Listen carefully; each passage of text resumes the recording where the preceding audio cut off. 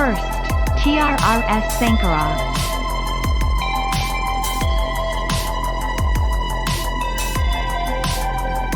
You can count on me. You're gonna have good old Rob to talk you through all this. Monster Energy is medicine.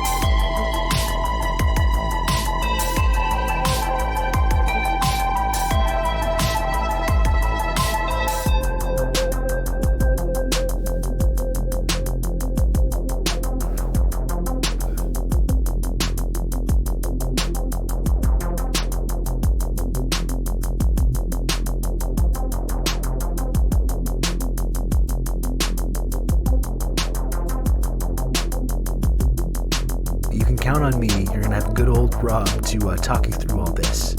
Another great day for gooning.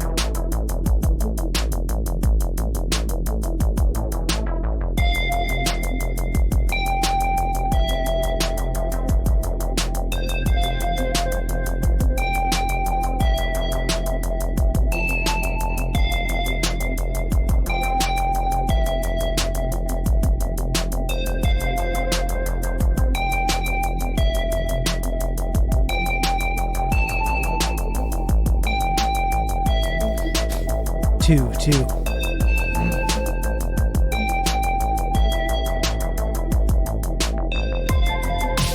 Hello, check. Two.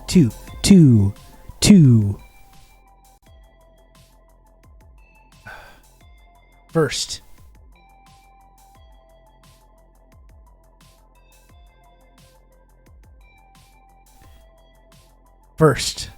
Let it be known. I slid in there just at the last moment. Thank you, Sean. I appreciate that. Honestly, I kind of want to get it cut. I got this live show coming up this weekend. I want to get it cut, and I just don't know if I'm going to be able to.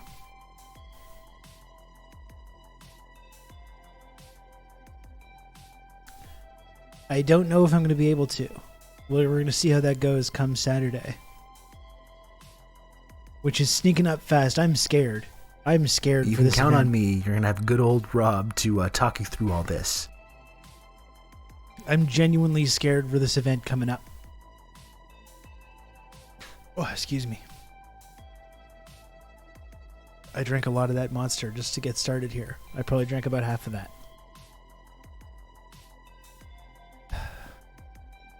Sunny Sola, thank you for 19 months resub at tier 2.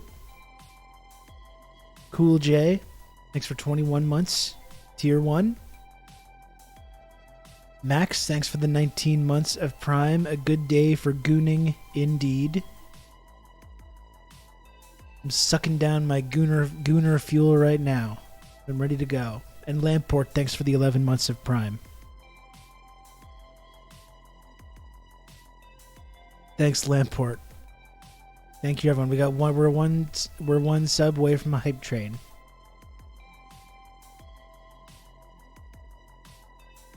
I just arrived to you saying that. Good.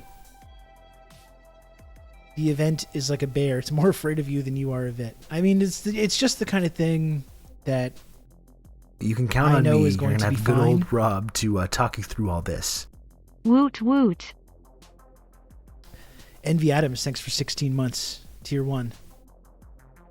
Thank you for that. Hell yeah. 8-month streak for Envy.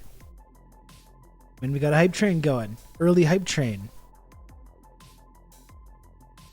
Yeah, I know it's going to be fine. Like, I'm sure that it's going to be great, You can count honestly. on me. You're gonna have good old Rob to talk you through all this.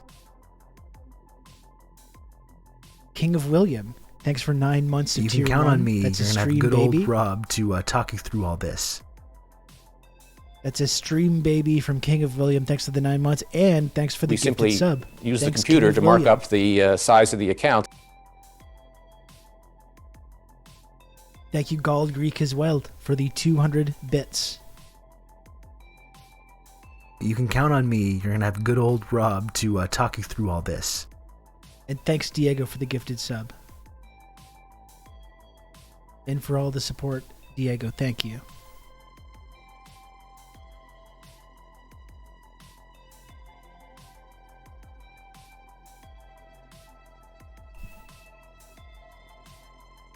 So we got a hype train. That's a pretty wonderful way to start. And I'm gonna keep pushing this throughout the stream. And I hope you folks don't mind. Hello, Lucid. It is me. That's right. It is me. I'm here. I hope you had a good stream today, Lucid. I was able to tune in for some of it.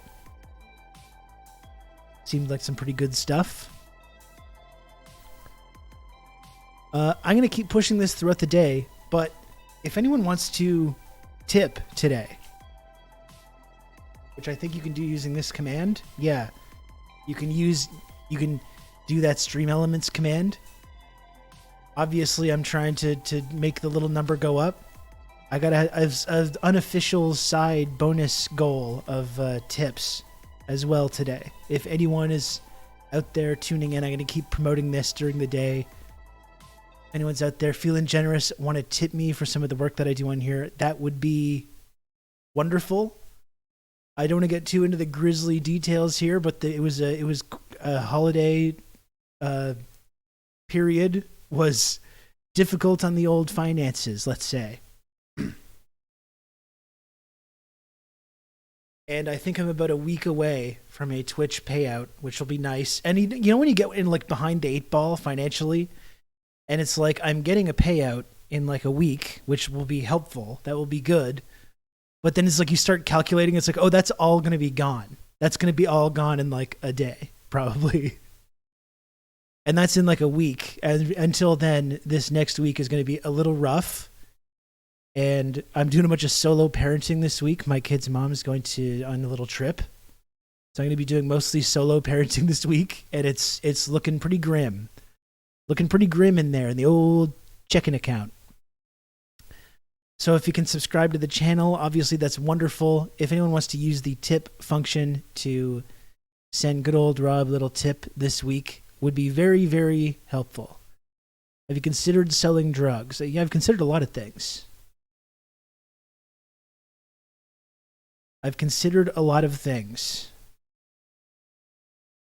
The holidays are always a wreck on the finances. Yeah, and it's like, I just know. Bleep Lord, thank you for the 420. That's very kind of you.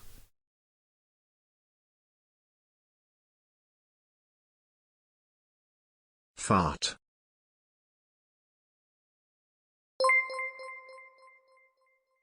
Kijiji Genie, thank you for the 420 as well. They're there, Rob. They're there. Thank you for that as well. Thank you, folks. Yeah, you know those moments when it's like, oh yeah, I'm going to get my payout, that'll be nice. And then it's just like, you're in your head, you're just like, oh, that has to go there. You can count on me. You're going to have a Chunk good goes old over there. Rob to talk you through all this. But it's okay. You know, it's all right.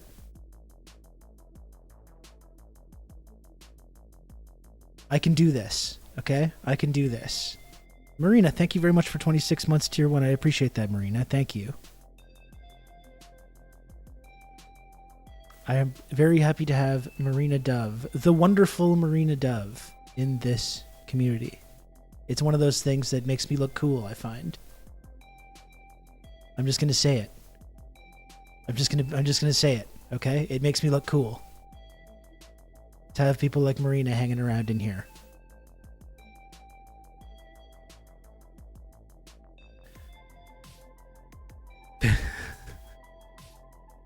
Marina, it does. Okay, I'm telling you it does. 45 seconds left in this hype train, folks. This early hype train, always deceptive. These early hype trains. If anyone else wants to support the channel, $4.99, totally free of charge with an Amazon Prime account. Oh, Emperor's New Groove. You better believe that I saved that. That I saved that clip. You better believe that I saved the clip of Norman Finkelstein talking about Destiny.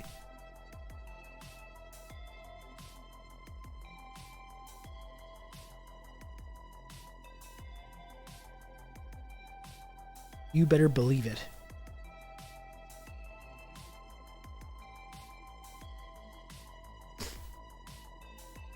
What if someone asked me to go, Rob, does Canadian intelligence suck or just stay under the radar? I mean, I don't know. Like there is Canadian intelligence with CSIS, but I don't know. Does it suck? I just feel like it's just a subsidiary of U.S. foreign policy. It's just, I don't think we put that much resources into it. We just have a little office that's here to take directions from the CIA or whoever else and follow their little orders.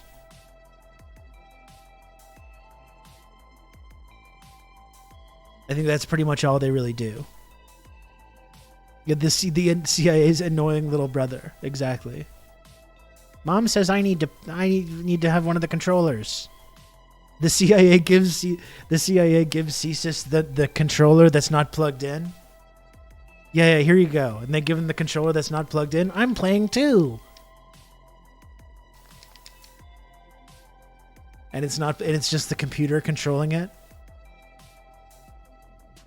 You know, it's one of those. One of those kinds of situations.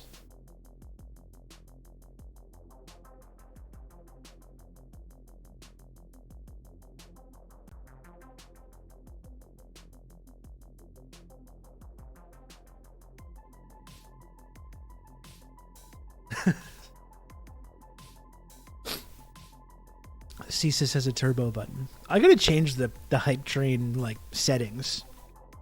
These early hype trains are just useless. That was just useless to me. They come out with some scary sounding nonsense about China sometimes to help maybe influence our direct elections. Yeah.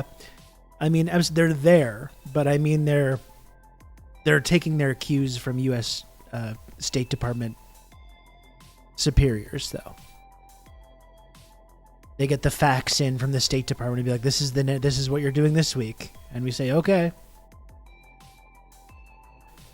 What's Canada up to these days? Haven't looked into what they're doing lately. We're just pretty much just waiting for the whole like right-wing populist wave to really hit and take over. Won't be long now. Won't be long now until we're in Pierre Poilievre's world. We're all living in Pierre Poilievre world. And all the like anti-vax, convoy, extremely racist, right-wing sort of conspiracy QAnon people, they're all going to get everything that they want. Who's the local bad hair fascist leader in Canada? We just got Pierre right now. I don't know. Maybe we're going to get something worse eventually, but right now it's just Pierre, which is hilarious because Pierre Poilievre is just this, the idea that he's some kind of like conservative populist is just hilarious. He's some avatar for the working man or something like that. He's never had an actual job in his life. He's this lifelong political operative loser. And somehow this man has become the avatar for our right-wing populist movement. I mean, if these people have any like principles or ideas at all, maybe they'll actually turn against him quickly when they realize that he's just another one of our ruling class dipshits in this country. At least we live in a province where systemic racism doesn't exist, so that's pretty chill. Hashtag blessed. Absolutely. It's nice to live in a place where those things, of course, don't exist. And everything's all good.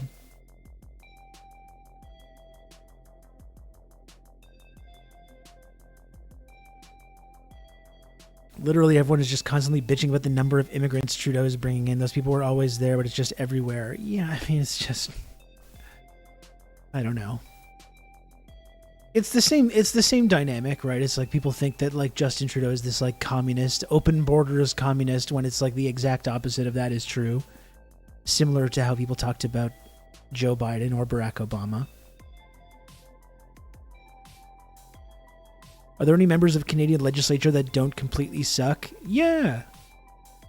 Sure. Yeah, there's a couple. I don't think there's very many.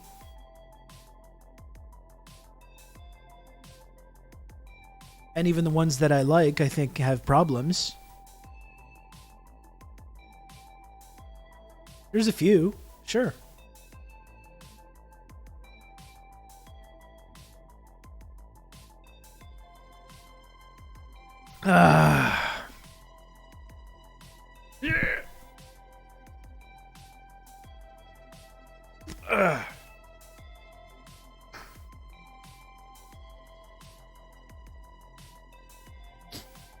The amount of racism on this page alone makes me blush. Oh, I imagine any of the any of the Canada subreddits are just insane.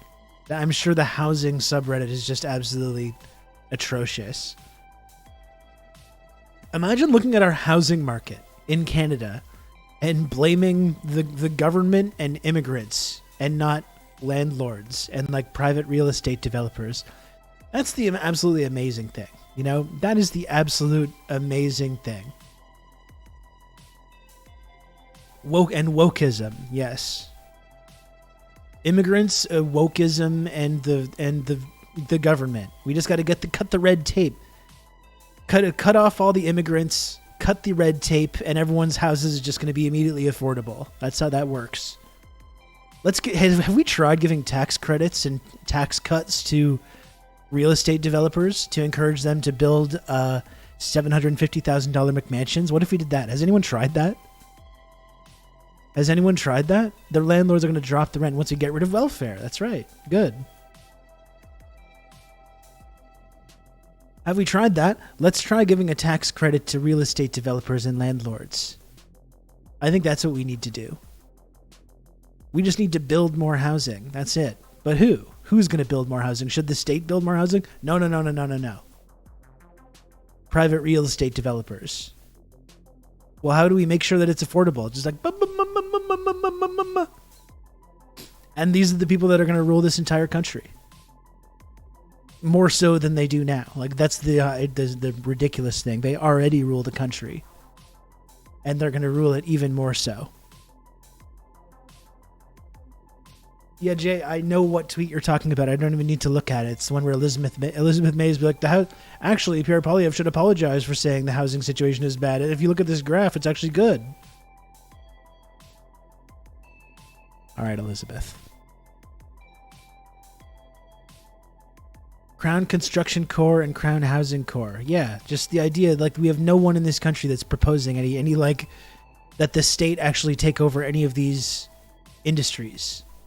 Not just not just like housing and construction and infrastructure. Everyone hates their... I feel like we have this conversation probably once a month, but like it's the amazing thing I think about our political culture in this country. Everyone fucking hates their landlord. Everyone hates paying a lot of money for groceries. Everyone hates their telecom company. Hates. Everyone hates paying too much for gas.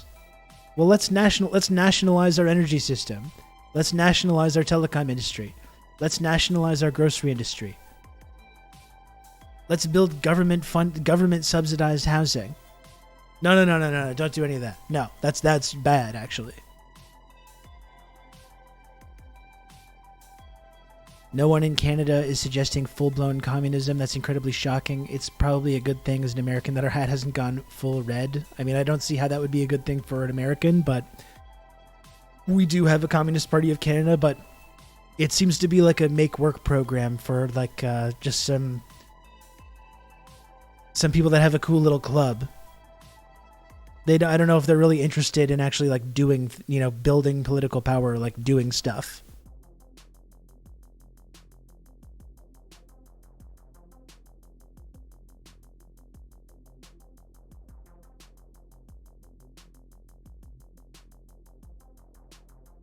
My landlord came on the premises for the first time since he bought the building on New Year's Day and told us we can't have our windows cracked when it gets warm in winter.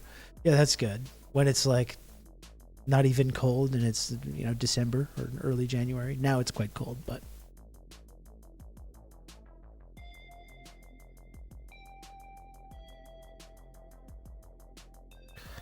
Rob, if you were a communist, you should not just dump on the Communist Party. Well, the fact is, for $1.10, I was quite supportive of the Communist Party.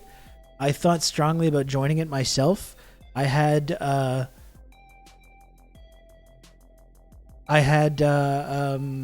members of the Communist Party come on this show on a number of times to kind of promote their agenda.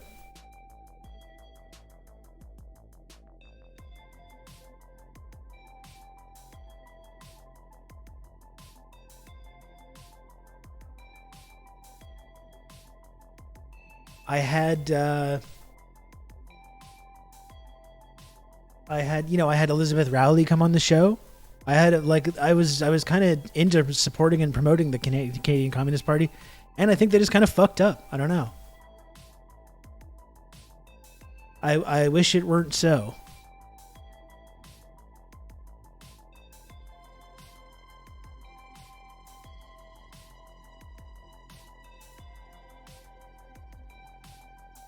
And Simica. It'll negatively impact NAFTA if suddenly Canada is commie. You can't have free trade and free markets with a communist dictatorship. Do you think we have free trade and free markets now? Are you doing a bit?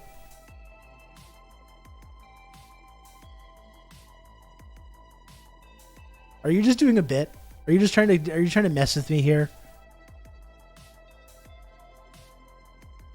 You never know sometimes, but like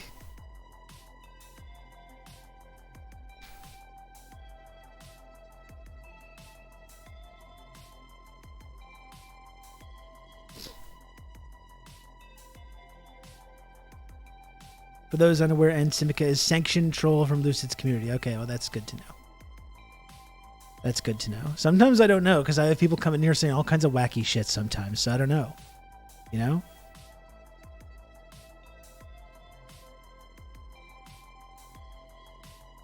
Some communists are trying to fix it, quitting the party's not fixing it. It just seems like in the party here in Canada, there's just this like, you have the leadership of the party that just seems to be really entrenched there. And there doesn't seem to be any way to like have new leadership or a new direction or anyone to come in and like try and actually promote them and to grow the party and to actually start trying to, you know, act on some of the principles. I don't know. It just seems like there's this leadership that's quite comfortable in the position. In my opinion, from someone that's not a member of the party, but as someone who's been on the kind of periphery of it.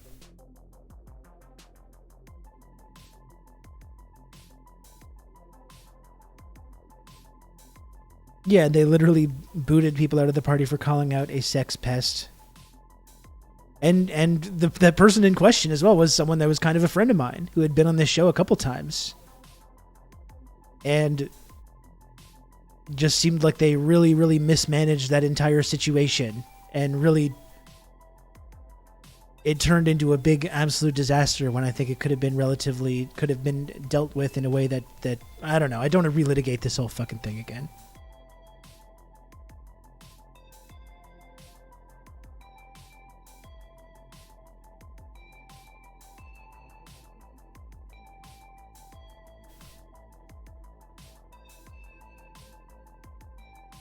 The nature of communism is a mass movement, dumping on it from the outside and calling yourself a communist. I don't know. I mean, I feel like, what, you don't think the Communist Party of Canada should be able to be criticized from within or without? I don't know. It's like I'm trying to do what I can to build a mass movement just by doing this show, you know, and trying to introduce these ideas to people. I don't think it's really like, can we really do that? Can we just say, no, we can never criticize. We can never criticize. We can never, you know, never talk about the shortcomings.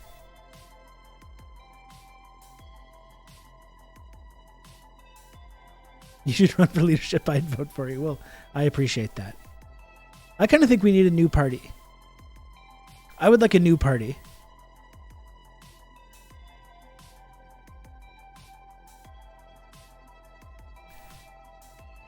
I would like a new party. I think one day we can do that. I think one day we should try to do that.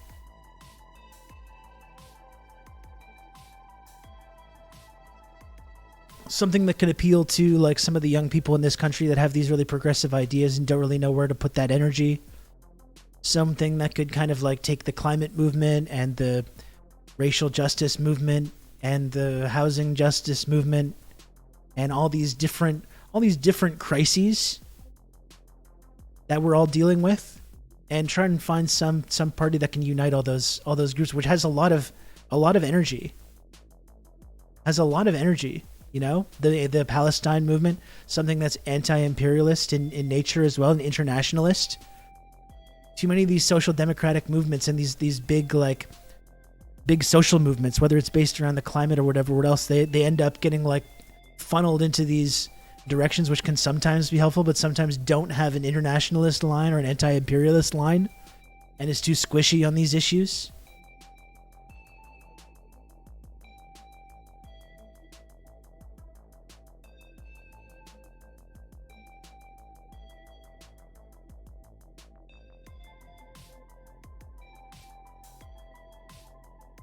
weakness of the left is factionalism, though? Well, maybe. I mean, like, I think that's one interesting thing about learning about the Cuban Revolution, is that the more that they built up power, like Castro and Che Guevara, and the more that they started to build power, the more disparate groups were like, okay, well, we'll work with you. The anarchists and people that they didn't always agree with would be like, yeah, okay, fine. We see where the energy is, and we'll agree to join your cause here. All these disparate groups. Like there was a group of like Cuban civil society socialists that were calling for like a general strike, and they didn't want to do armed struggle. You know? And you're being counterproductive. We want a general strike, and then when that didn't materialize and the armed struggle seemed to be paying dividends, they're like, okay, well, we see which way the wind is blowing here. And eventually they get on board.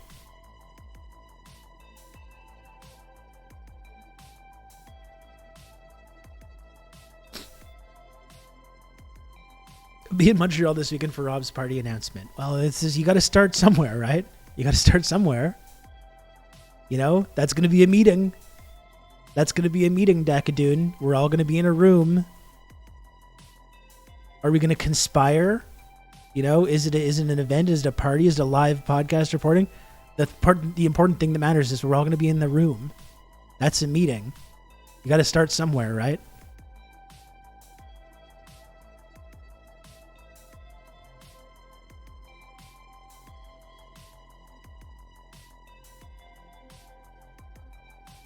Well, we'll see, $4 tan. We'll see. If I can ever get the point where like people start paying attention to me on a mainstream level, then I'll see what I can do. Okay? How about that? I'll see what I can do.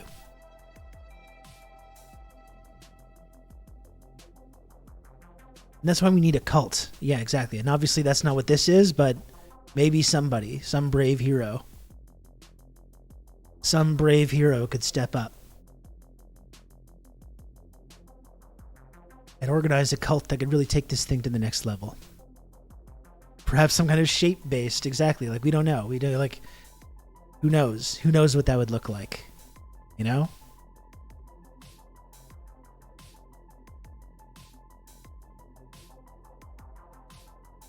I can't get anarchists to shut up about Putin. Good luck. Well, that's it, Barry. It's like, that's what I mean. It's like we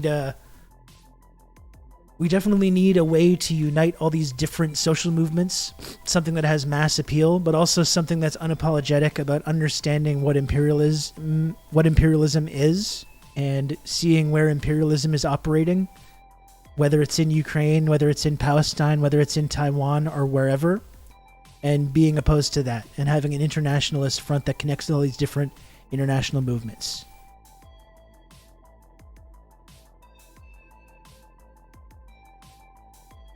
Climate Stalinism. I'm just saying, you know? I mean, to criticize that tendency, like to think of all like the social democrats and anarchists or whoever else that talk about Stalinism as, oh my God, no, these tanky Stalinists, they're destroying our movement, these wreckers or whatever it is. But at the same time, they're just like, these are all the rich people that we need to go after, you know? They talk about the guillotine stuff, you know? We got to get those guillotines. But then when you have someone in history who was like putting that into practice, they're like, whoa, whoa, whoa, whoa, whoa, whoa, whoa. Hey, whoa, whoa, whoa, hey. That's too mean. He's being too mean. You can't be mean like that. You can count on me. You're going to have good old Rob, you know, to talk you through all this. We should be kind of mean. For your right to party. We should be mean. There's lots of people that we should be being mean to. Effusive Stoic, thanks for 26 months, tier 1. Thank you.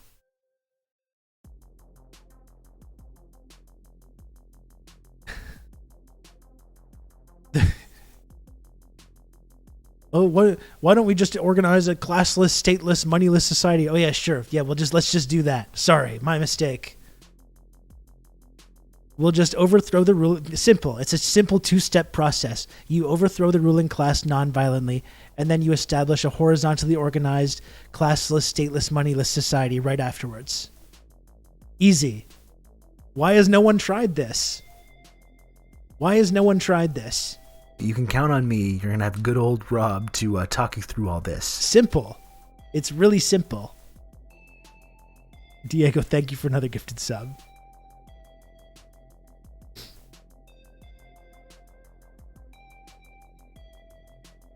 Why has no one ever tried this? It's amazing. This one simple trick. This one simple trick. Capitalists hate it.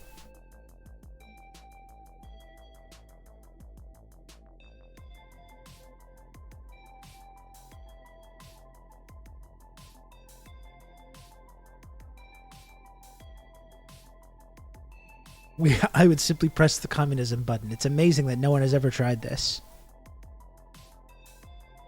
That's why we're the true communists, and all these other communist movements throughout history were phonies. They were fakers.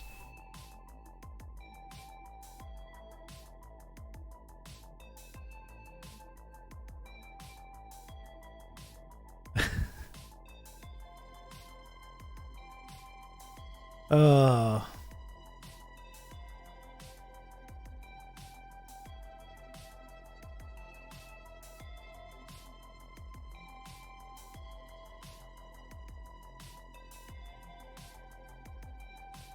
What's the Amazon wish list for? I don't know. If anyone wants to buy me books and other things that are on there. I haven't really updated that for a while. Or if you wanted to buy me a tiny Lenin statue. You think 100K? You think I'm above asking for people to buy me products? You think I'm above that? I'm not. Believe me, I'm not.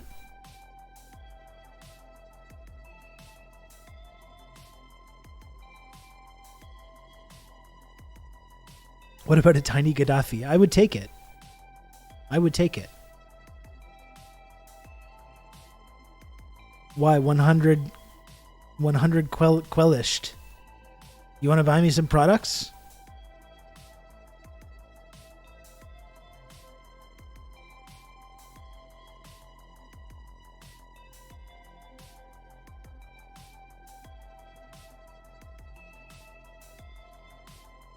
The world's smallest Gaddafi.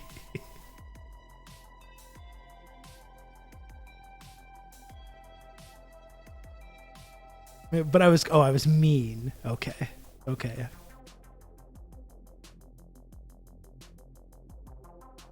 All right.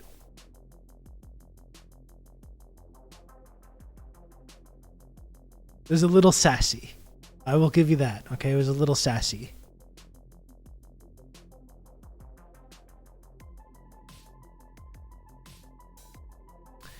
Yeah, Mediasan full quit. Well, and that's, I mean, just shows when you're trying to play ball with these corporate media people. Mediasan tried to do what he can to make some kind of like principled stance on corporate media, and had to sacrifice a whole lot of his values to get to that point. And then what does it get you? They're like, nah, actually we're getting rid of you.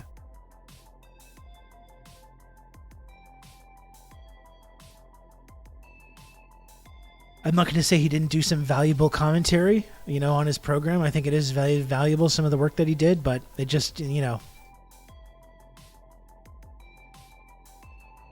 Hassan is way, way too radical for our corporate media establishment, which goes to show you, like, what they're looking for in a commentator. Can we do the TRRS meetup at the Trump Tower in Chicago? I mean, I am planning on going to Chicago. We could, in theory, do that. Yeah.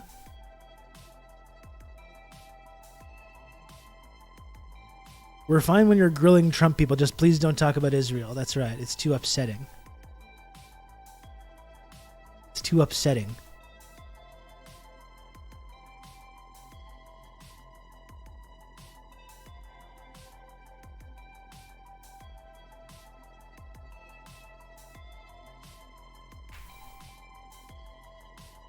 Oh, I had to take a lot of Advil before getting started. So, like, a week or so ago, I slept weirdly somehow one night. When that happens sometimes, I woke up and I had this, like, neck pain. And now I'm getting, like, it just won't go away.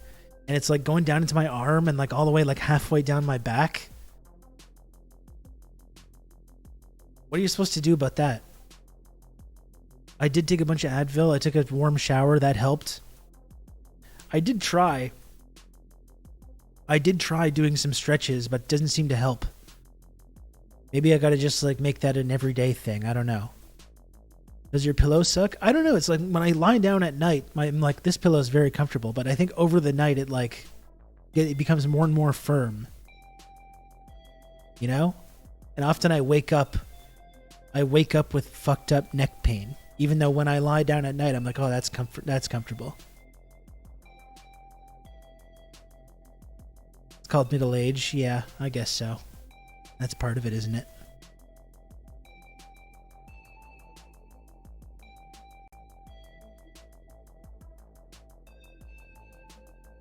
Go use that famous Canadian healthcare we always dream about. I've got so many medical issues and I haven't been to a doctor in quite a while. I've got so many various both physical and mental issues that I need that need to be addressed. And I have just not done it.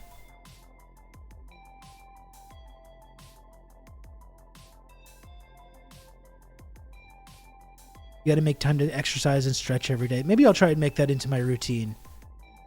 I wonder if there must be like YouTube videos, right?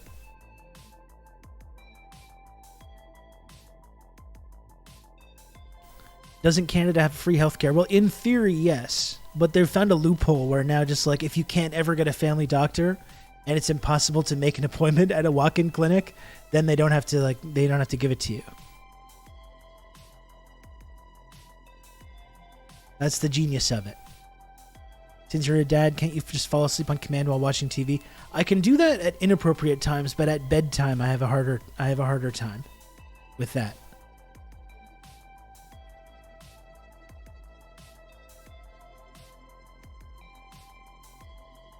Yeah, maybe I should try some yoga. I'll try that. I think it's about time.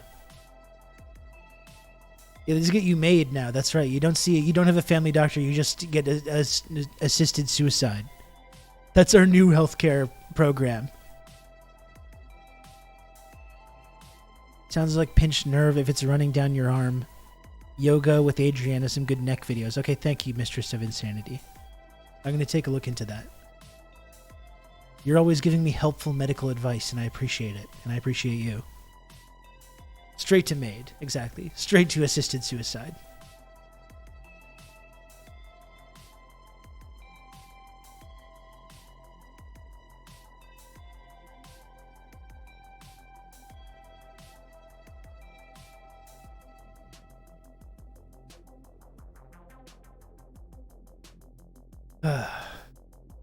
Good. Yeah, you can't even laugh about it. It's so fucking dark and grim.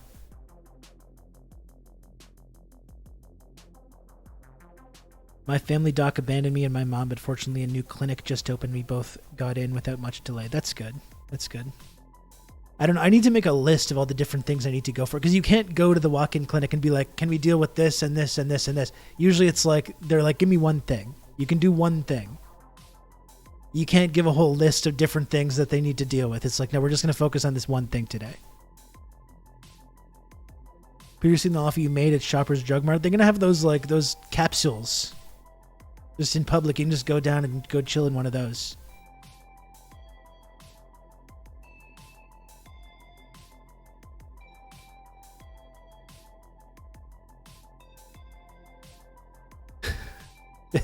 I don't know if this is dark. Actually, I do know that it is dark. It's extremely dark. I would death by Panera Lemonade. We don't have Panera Bread here or Panera Lemonade because of our commie nanny state doesn't allow us to have lemonade that kills you.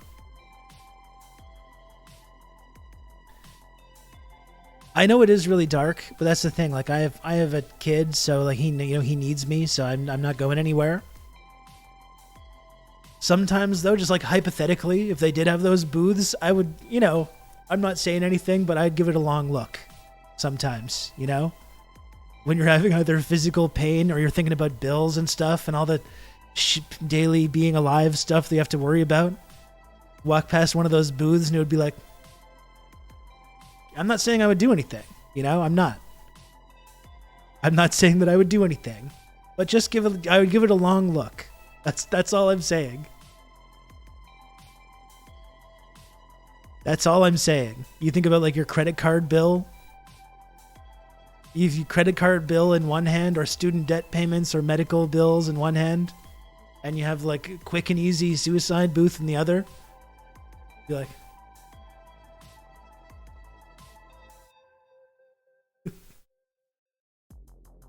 you know, that's all. It's just giving it a little look. That's all.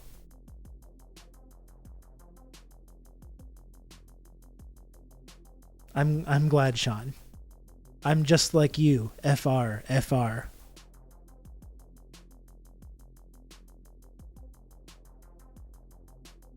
It's just a little something to consider, that's all. We're starting, I got a case of the Mondays, I guess. Look at, we're starting off with a bang here. Wow. This is some serious shit. I'm in a lighthearted and fun way talking about some really dark thoughts that I have sometimes. That's kind of interesting, isn't it? In a fun and entertaining way. That's the beauty of it. And then the average person looks at this, go, ah, look at Rob joking around again. Wow.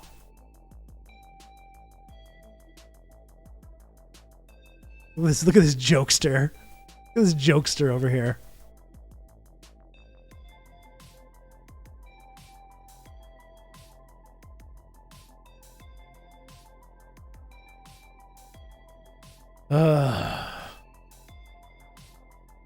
No, I'm in it for the long haul, though. Unfortunately for us all. Unfortunately for me, unfortunately for you. Not going anywhere. If anything does happen to me like that, it's because it was Mossad or the CIA or CSIS, I guess.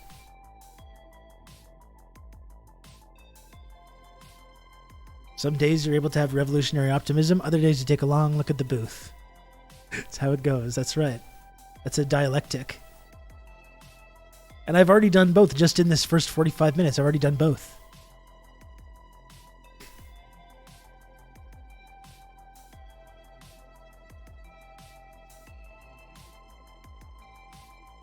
It's a real struggle, though. In the Netherlands, it was switching healthcare insurer season. You can count on me. You're going to have good old Rob to talk you through all this.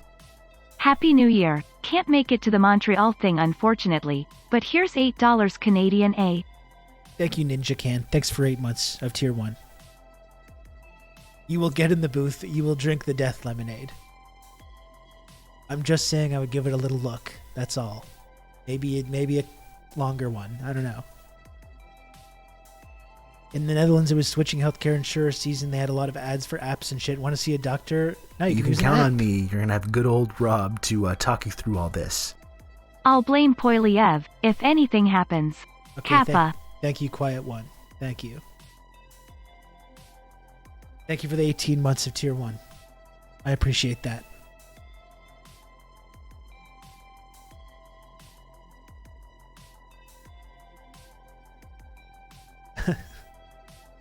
You know, I think I remember, I think I did a time when I was really struggling one time. I was really genuinely, personally, like, having a very difficult time. And I think I did a tweet about this, which is another one of these, like, lighthearted things where it's like, oh, this is a funny little tweet or whatever. But I was genuinely having this, like, persistent thought of this like, meteor. This meteor traveling through space, traveling through the eons. For centuries and centuries and centuries. You know? And it travels through space for you know, longer than the human race has been around. You know? And then one day it just, you know, it approaches Earth. It goes into Earth's atmosphere. It burns up a little bit. Maybe it's like, you know, maybe it's beach ball size, and it burns up in the atmosphere, so it's just a little nickel sized. Just a tiny little thing, you know? Traveling at super high velocity. Super high velocity. And you're just taking a little stroll. You're out taking a little stroll and just... you know? And it's just... and that's all. And you didn't see it coming. You didn't see it coming. You're just walking along one day and then, you know?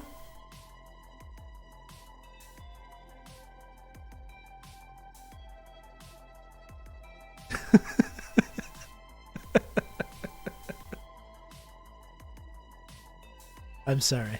I'm sorry.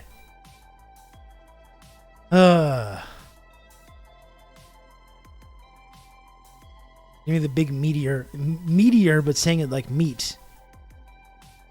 Interesting typo there.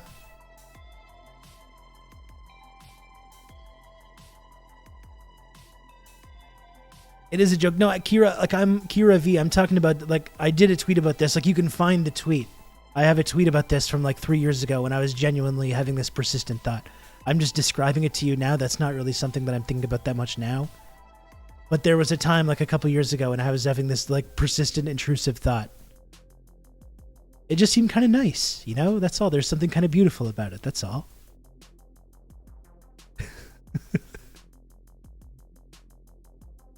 I have the stream on me. What the hell is going on? We're moving off this topic. This is just too much. This is too much for Monday at 1:56 p.m. Eastern Standard Time. We're just doing some jokes. That's all.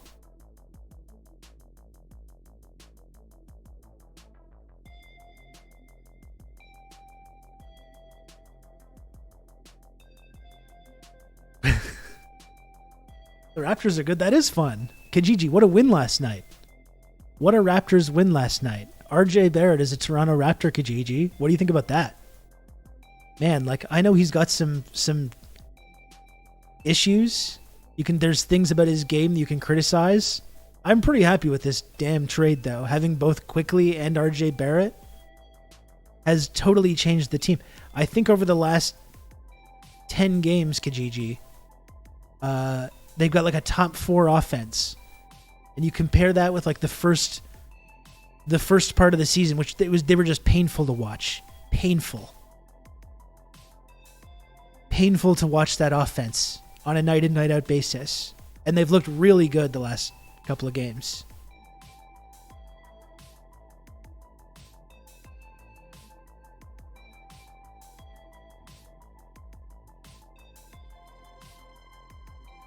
And they looked fantastic last night.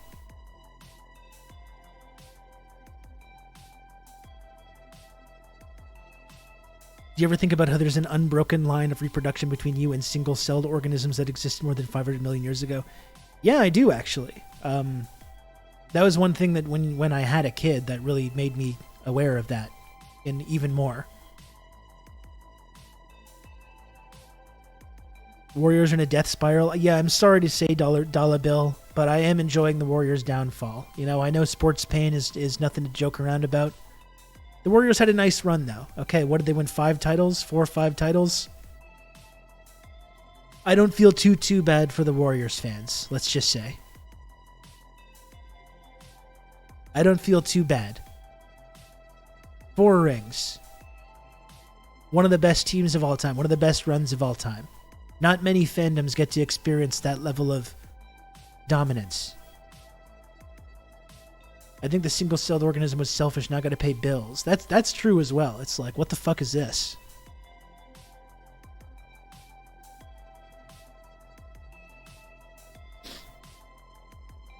What the hell is this?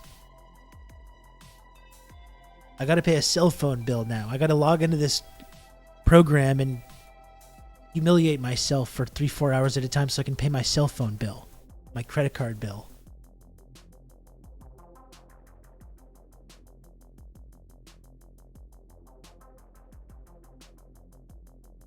It must be nice to be a single-celled organism.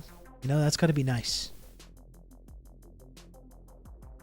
Now I answered some fuckwad fish wanted to walk on land. Now I answered Rogers telecommunication.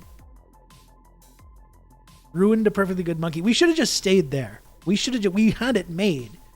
We had it made when we were just monkeys, you know, or apes, or our ancestors, you know. Absolutely had it made. Plentiful food, you know. You just chill I mean, you don't chill all day, but picking bugs off your buddy's back, having a little snack, you know. What the hell were we thinking with all this? Seriously, what is all this?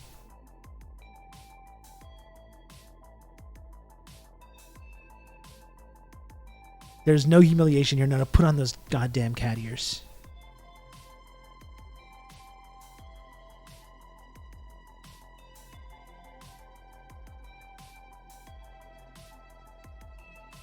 You know, I think, like, I'm not really a religious person, but I think of God sometimes, and just, you know, time moves differently for these, like, whatever you want to call God, if it's some kind of, like, fourth dimensional being or whatever.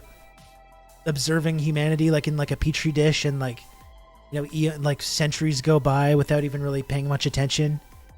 You check in, you're like, yeah, they're doing pretty well. You know, they've got all abundant energy and food, everything they could possibly need. Sunshine, shelter. You know, they're doing pretty well. I think I did a good job here. You turn away you work on some other species for a little while, and you come back and you're just like, what the fuck? You're looking at all this, all the last couple centuries, and it's just like, the fuck is this? You know? What are they doing down there?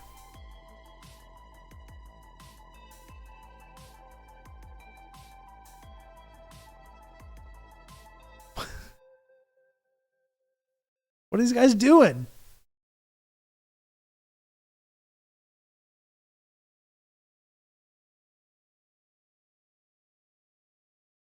And remember, folks, while we're on the subject of getting by day to day, please, if you can, obviously I always need people to subscribe to the channel. We're always trying to make the number at the bottom of the screen go up. If you can, please send in a tip today. Tips are really much appreciated at this moment. Would be very, very helpful for me.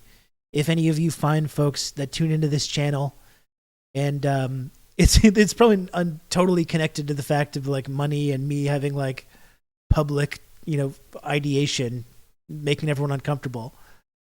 But if you can, please tip today. Would be very, very valuable. I need kind of all the help that I can get here this week. But I'm going to be here all week, you know, this on this stream leading up to the weekend, and we got a show coming up on the weekend. I'm really kind of terrified, but we got this show coming up. You want to see the poster? Bits are great, Joe, but like subs and bits come to I get a payout from Twitch, you know, once a month, which is fantastic, you know, and it's very valuable. Tips, though, immediately go into the PayPal. If you ever want to tip me if you enjoy this program or whatever, the tips kind of just go to me right away. If you're here streaming, you're not spending money. QO85, thanks for the 1337.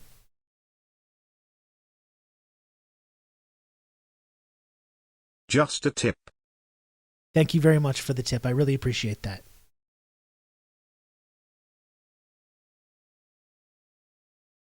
Yeah, that's true. If you're here streaming, you're not spending money. That's true. I have been doing pretty good at not spending money. I got groceries like, you know, a week ago that I'm still living off of. I had a bunch of really nice dinners and stuff. I've not been spending money door dashing or skip the dishes on Uber Eats, any of that stuff. Using the secret internet lingo. That's right. Very exciting. You want to see the poster? Let's look at this again. Okay? Is the tip skimmed by Bezos? No, the tip has nothing to do with Bezos. It's probably skimmed by it's skimmed by PayPal, I would imagine. PayPal usually takes a little percentage of that. What's this? Internet Belize. Thank you for the 420. That's the weed number. Thank you, Internet Belize. Let me see if I can click on that link. I always get confused by this.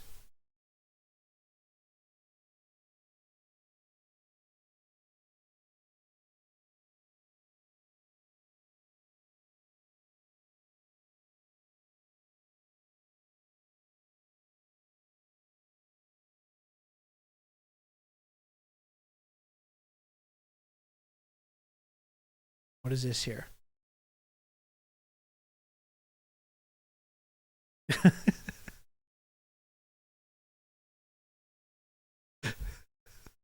I like how this is becoming a meme on the channel. Me helping out poor, impoverished, small-time streamers like Hassan Piker. Yes.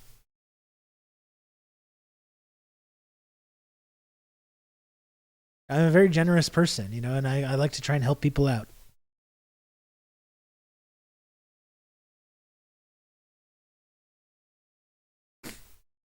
Yeah, the 50-50 split is rough, Barry. It's really rough, honestly.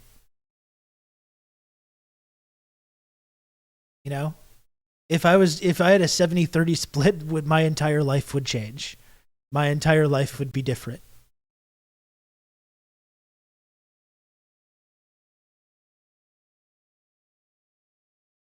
Let's look at this poster here, okay? This is very exciting. I am terrified for this. I'm terrified, but you know what? I think it's going to be okay. I think it's going to be a really fun event.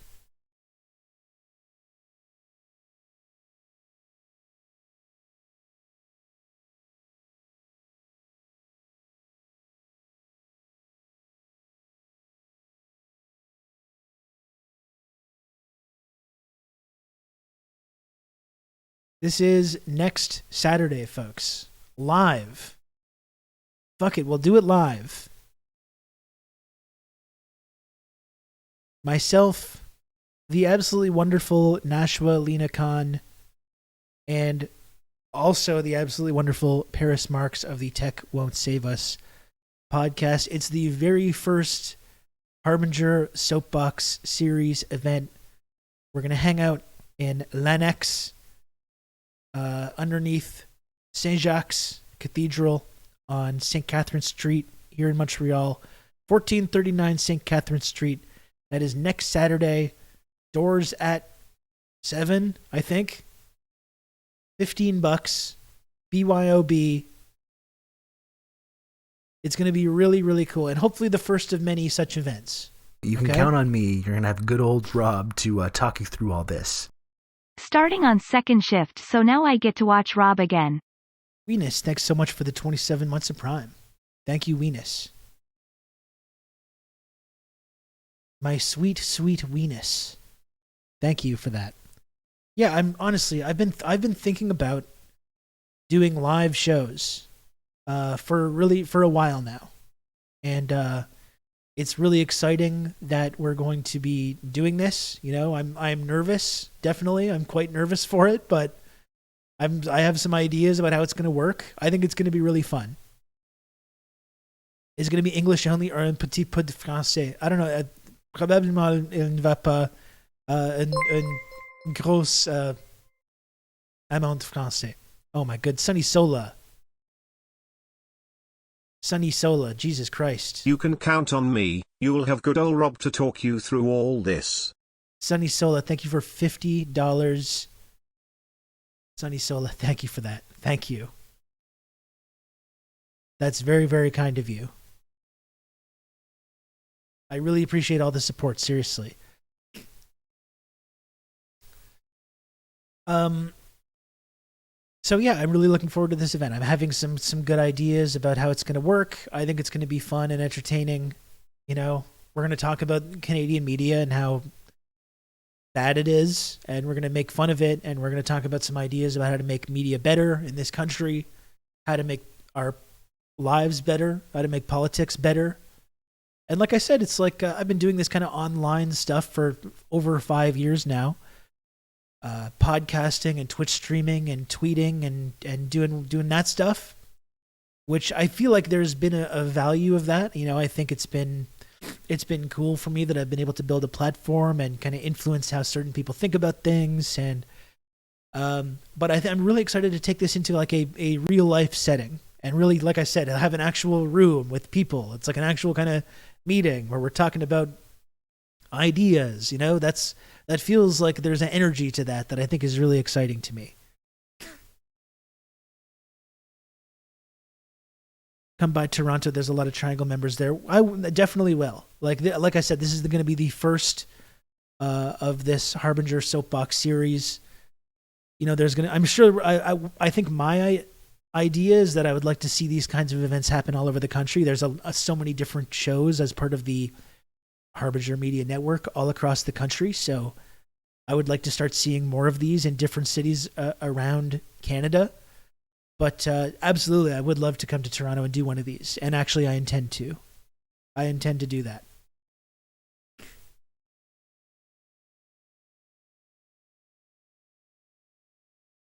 Been doing community here the last 2 months. I got tossed from city council last week for calling new council member a racist and transphobe. This is some guy, Rob Russo, some leftist based in Canada. I was turned on to this sick individual, and I found this. Leaping Larry, thanks for the raid. Uphold Juche, okay? If there's one thing you take away from my commentary that I do on this platform and other platforms, upholding Juche is the number one thing that we all need to remember to be doing each and every day. Ask yourself, at the end of every day, ask yourself, what did I do today to uphold Juche? And if the answer is nothing at all, well, it's time to do some self-criticism, okay?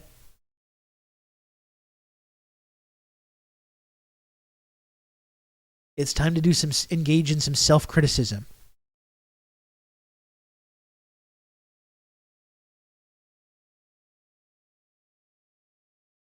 Oh. If you don't want to read Juche, Larry will read it to you. That's right. Larry, a very comforting presence. So again, for the folks that just joined us from the Leaping Larry raid, if anyone is in Montreal or the Montreal area, please come to this event. It's going to be really, really cool. You can count on me. You're going to have good old Rob to talk you through all this. So not only are we going to have tables from a number of these like independent media establishments like The Breach and the Rover with the wonderful Chris Curtis and Unrigged and all these different kind of like independent media outlets. There's going to be tabling there. There's also going to be a table. Let me see.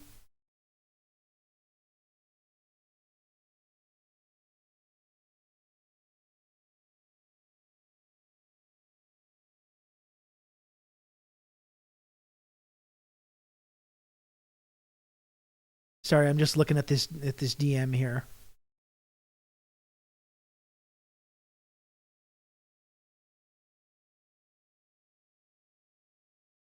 There's going to be masks as well at the door. We're dealing with this like COVID spike right now, so we are encouraging people to mask up at this event. There's going to be masks available for if anyone needs one as well, just so that's clear.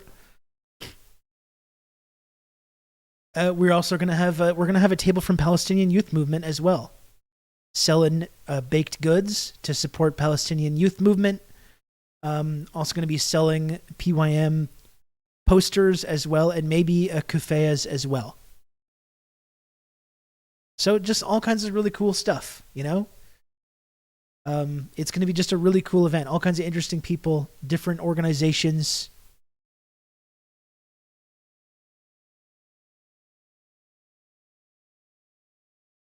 Any plans on coming to Sudbury? I would just say, like, let's get this one out of the way. We're going to see how this one goes.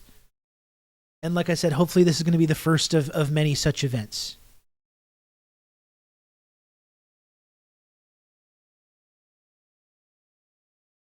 I would really love to do more of this kind of stuff. I know we do have stuff in the works for Toronto in the months ahead. That's definitely something we're going to be involved with. Sudbury might be a little trickier, I think.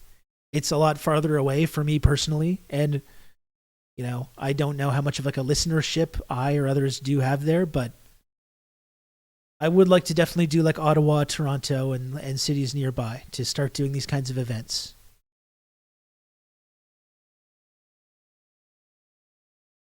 Come to Brazil. I mean, again, that's maybe I would love to. First of all, I would absolutely love to, and one day I hope to.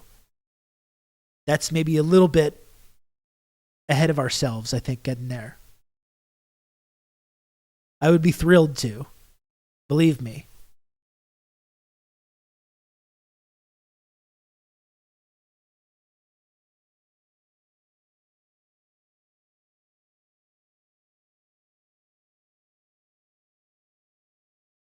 I got a couch you can crash on for the Dutch stop of the TRRS world. Wonderful. Good.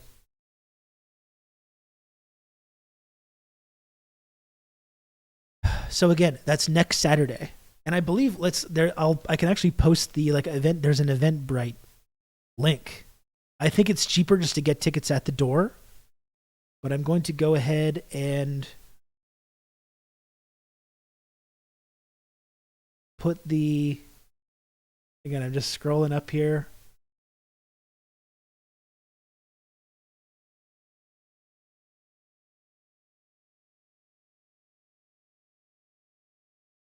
Eventually I'm going to find it.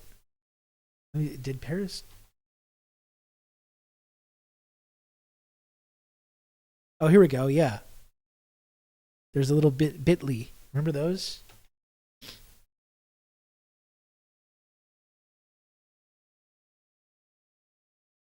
There's the Eventbrite link.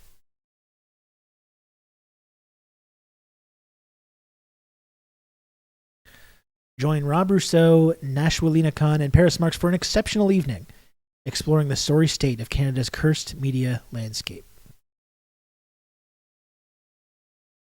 3 hours and 30 minutes. Whew, boy, okay. Come hang out with Harbinger Media friends as they dig deep into the sorry state of Canadian journalism. Join Rob Rousseau, 49th Parahel, Nashwilina Khan of Habibti Please, and Paris Marks, Tech Won't Save Us, on January 13th, 8 p.m. at the historic Centre Saint-Jacques basement venue, L'Annex, located at 1439 Rue Sainte-Catherine West, next to Concordia University in downtown Montreal.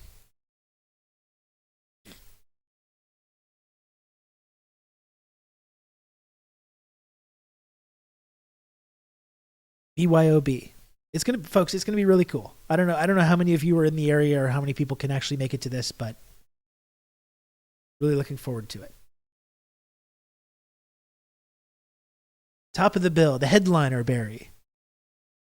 Really, it probably should be Paris. I think Paris is way bigger than me, but whatever.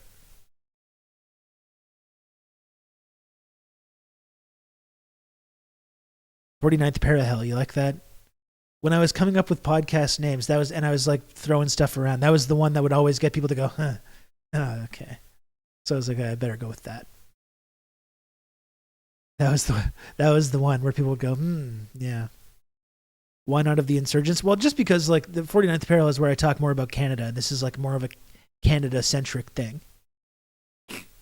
Anyway, it says on my little bio on the Eventbrite page there, it talks about the insurgents.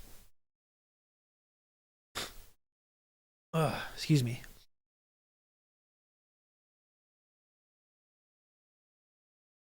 Anyway, I'm looking forward to that. It should be fun.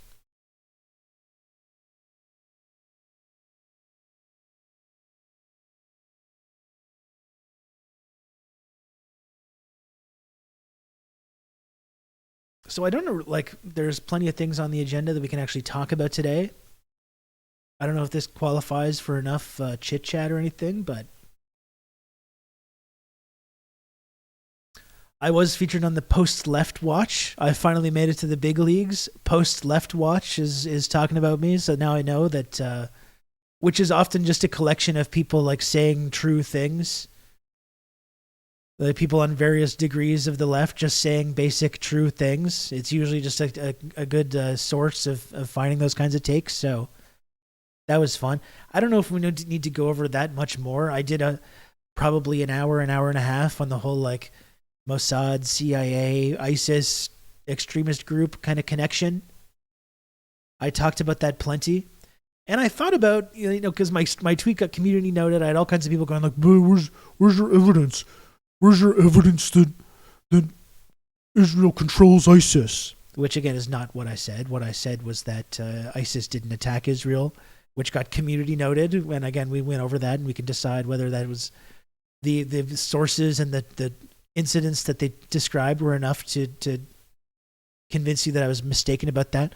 What I said is there's a connection between Western and Israeli intelligence and extremist groups like ISIS, which is this is just a true thing. And I thought about going back and doing more tweets in that thread, or doing tweets where I talked about some of the things we talked about on this show, Syria, Israel, and America arming these extremist groups in Syria, which lead to ISIS being created. Talk about the ways that ISIS is attacks seem to align a lot of the time with like Western foreign policy goals. I thought about doing a whole thing online and responding to the responding to the people saying things and doing a thread, but it's at the same time it's like maybe I just shouldn't do that. I don't know. You know? I don't think Twitter is a good place to be doing this discourse. I think when you start getting in this back and forth with people, no one really wins, you know? No one really wins. I would kind of rather just make a provocative statement and have a bunch of people get mad about it. And if they are really mad and they just, like, they're not going to change their minds.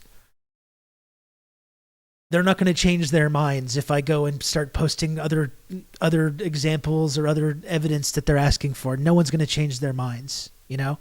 What I'll do is I'll come on here onto TRRS and I'll talk at length about these things and we can have like a whole like discussion about it. And then I'll leave that out there. If anyone wants to look at that, they can.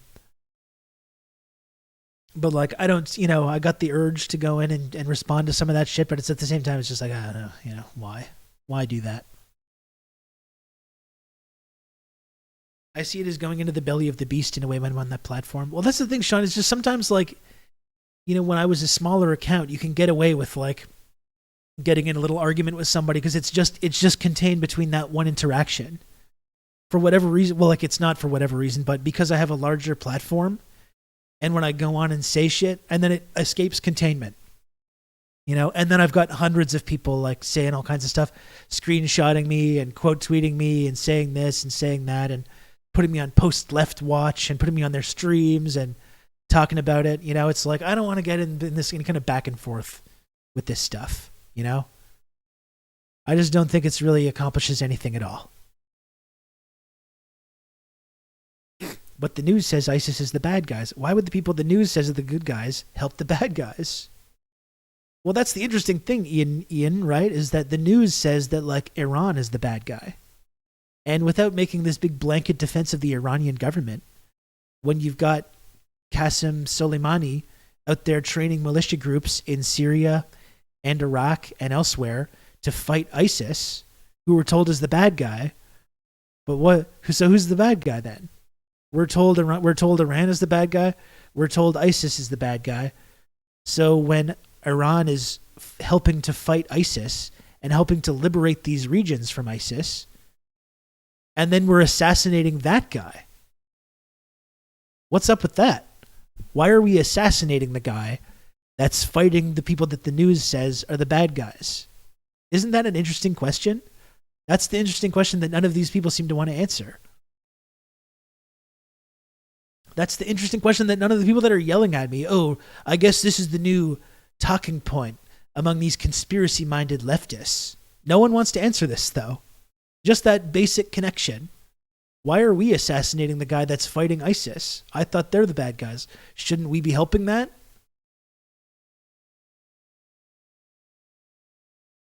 It kind of seems like in that case, our Western foreign policy goals were totally in alignment with that of ISIS. It does kind of feel like that way, doesn't it?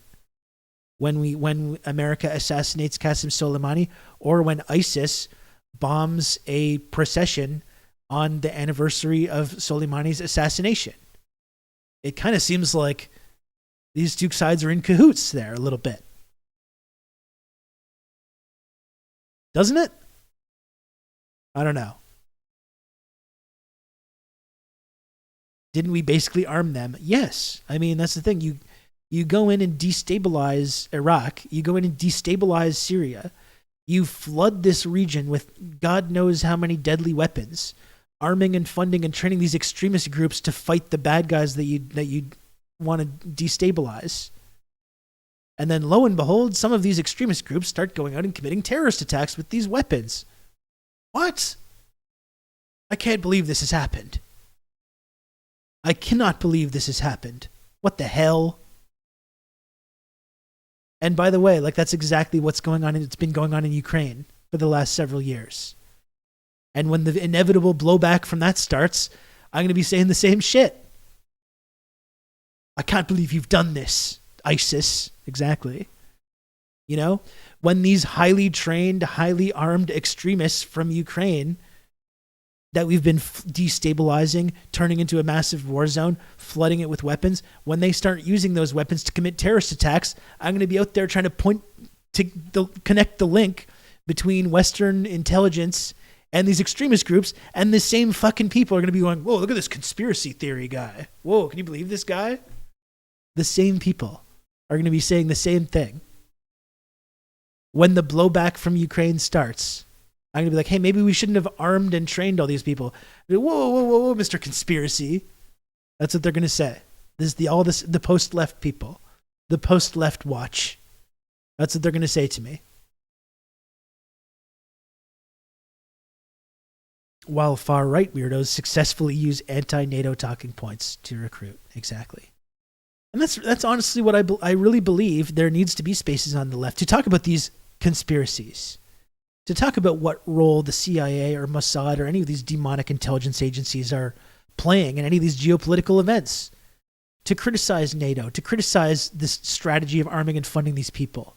Because if we're not doing that on our side, that's a really compelling argument that people like Tucker Carlson are going to go make. And they're going to pull people into that camp because they're saying true things. And they're mixing that up with their deeply toxic and reactionary ideology. I think there needs to be space on the left to talk about these conspiracies.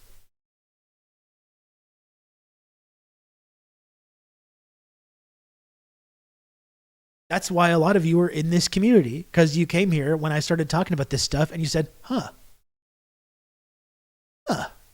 this wacky Canadian guy, some of the things he says on here makes a lot of sense. You know?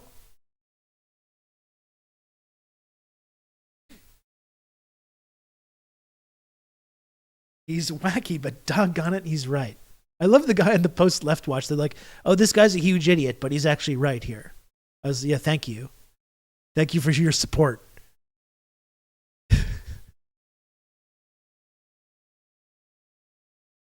Thank you.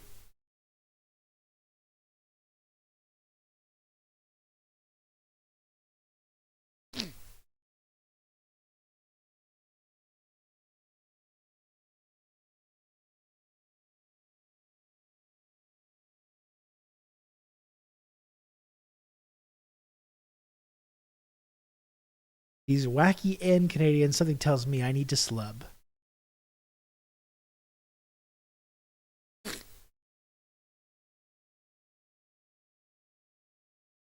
Oh, you know what? Let's play this up a little bit.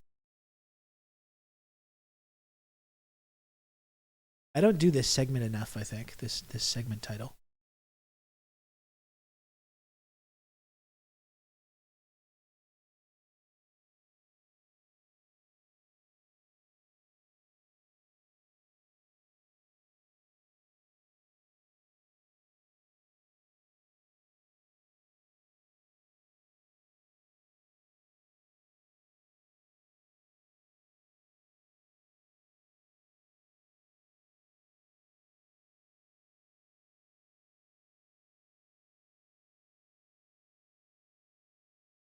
Fuck. I muted because I was coughing. You see, you do these false flag mute things, chat. You do this false flag muting accusations, and then I see people say muted, and I'm like, oh, chat's at it again. Chat's up to their classic japes yet again. You ever heard of the boy who cried mute? Thank you, him, Jim. The chat who cried muted. That's right. The Gulf of Mutekin. That's good. But so this is the thing. So the post-left watch says, well, it looks like this is the new automatically accepted talking point among conspiracy-minded leftists. And this is the thing that they got to own me. There's a lot of evidence that ties ISIS to both Israeli and U.S. intelligence networks. Like, is that really that controversial? Really? Really? Is it really that controversial to say that? And remember all the people that were coming in here. Well, where's this evidence? Where's this evidence that you're talking about? What is this evidence? And I talked all about the different evidence, right? I talked about the proof, the documented proof of arming and funding these extremist groups in Syria that spun out into ISIS. I talked about the links between ISIS's goals when they align with Western goals, and the Soleimani assassination is the ultimate example of that. I talked about the long history of the CIA and Mossad working with extremist groups to act as proxies to benefit their geostrategic goals, including waging false flag terrorist attacks. Or you can look at Mossad assassinating Iranian nuclear scientists and others in very similar kinds of incidents. So I talk about that, but that's not the evidence they want. That doesn't count, according to these people. The evidence cucks, I call them. The evidence cucks. All that stuff that I just said, no, that doesn't count. No. In order to say something like this, you need a paper or a document or something where they say, where there's someone from the CIA or Mossad or whoever else being like, no, we work with ISIS. And that's the only evidence that they accept. We want a document that says we made it ISIS, signed by the president. That's right.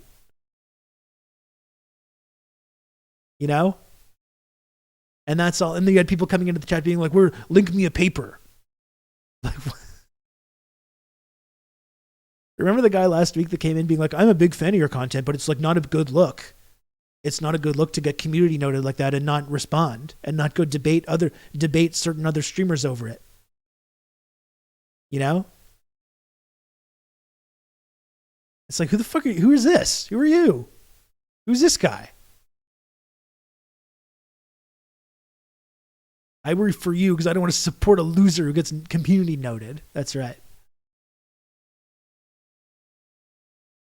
They were just worried about me. Exactly. They were worried about me.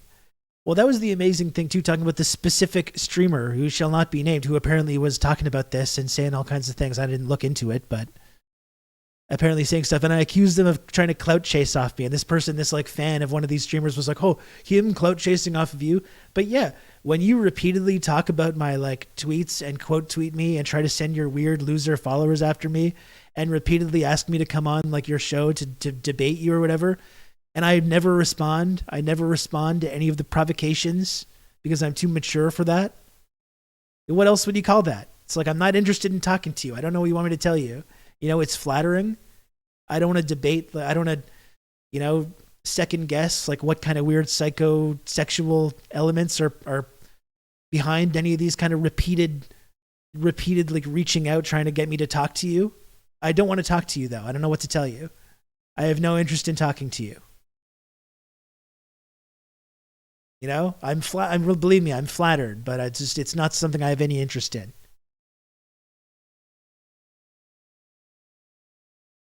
I already knew of you well before Twitch from Twitter, but in a positive way. Well, Bridget, I'm glad that you're here.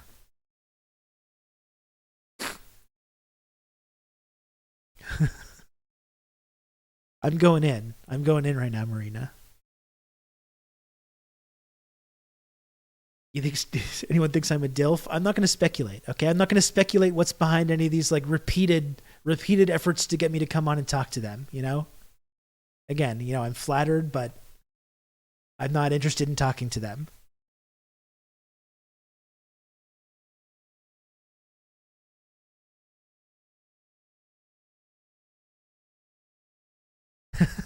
I'm glad I haven't looked at these comments because, again, looking at these comments usually when people are saying this kind of stuff about me stresses me out.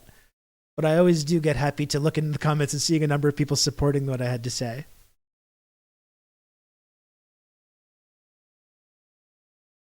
Who's this guy?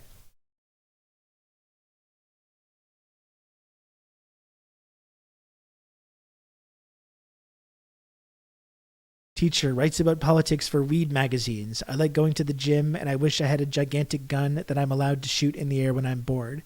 Gay incognito. A pretty decent bio. Rob isn't bright, but he's not wrong here. What the fuck, man? Come on. Jesus.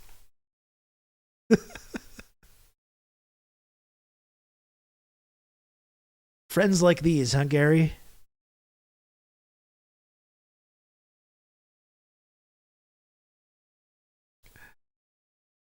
It is a funny way to defend you.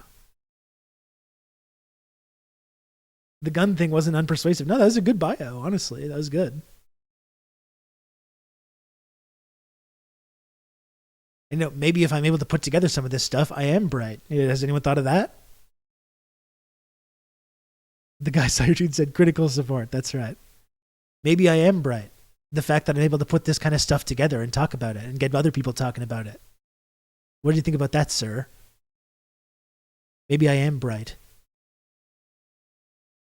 I like how in the Discord as well, we talked about me being bright because of that tweet. And then it led to this like multi-day long conversation about the film Bright, about the orc cop.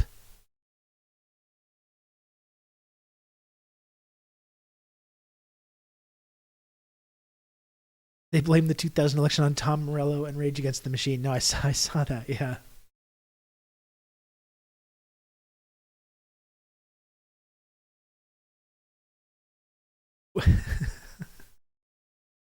Post-left watch. But again, like, call it so what did they say? I'm conspiracy-minded. Conspiracy-minded leftist. Because I want to speculate on the role that intelligence agencies are playing behind any of these big geopolitical events. You know? And I'm sorry, but the more you learn about the history of the CIA, the more you learn about the history of Mossad, it becomes impossible not to speculate on these kind of things. And in fact, I think it's irresponsible not to speculate on it. Honestly. You know what I think is irresponsible is when you immediately accept the mainstream narrative, the official narrative about whatever event, whether it's about ISIS attacks, whether it's about January 6th, whether it's about September 11th, whether it's about the JFK assassination, or any other things where we speculate about the role that intelligence networks are playing. I think it's irresponsible to not speculate on that. Like, again, the groups like the CIA and Mossad, to me, they don't get the benefit of the doubt. Thank you, Marty, for finding that post, by the way. That was very funny. Like, is that a conspiracy? Is it a conspiracy to speculate about whether the CIA and Mossad are arming and funding extremist groups to act as proxies and do their dirty work for them around the world? Something that they've been caught doing dozens and dozens of times over the years. Is that a conspiracy to speculate on that?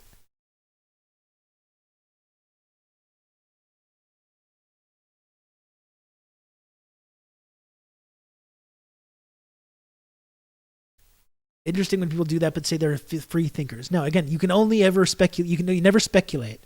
Only when the evidence comes out can you say. Only, like I've been saying a couple days now when we talked about this, only after the decades have passed and then you get finally someone admitting, oh yeah, we were involved in that, but we're not doing that anymore.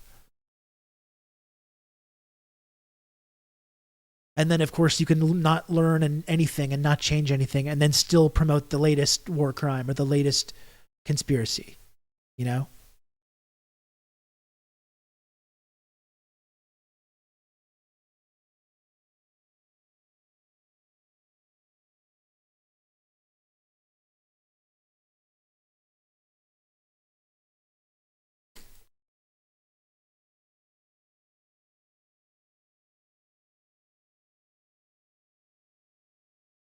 Anyway, where's this? I got to find this Finkelstein thing. I was talking about a certain other streamer who has some kind of weird crush on me, whatever it is, you know. I don't know what's going on. I got to hear Norman Finkelstein. And again, I can't stress enough, by the way, I cannot stress enough that I learned about the concept of gooning from this man. That is something that like is one of the weirdest things about our whole modern reality, whatever we're living through right now. I learned about the concept of gooning from Professor Norman Finkelstein. I think that's really something else.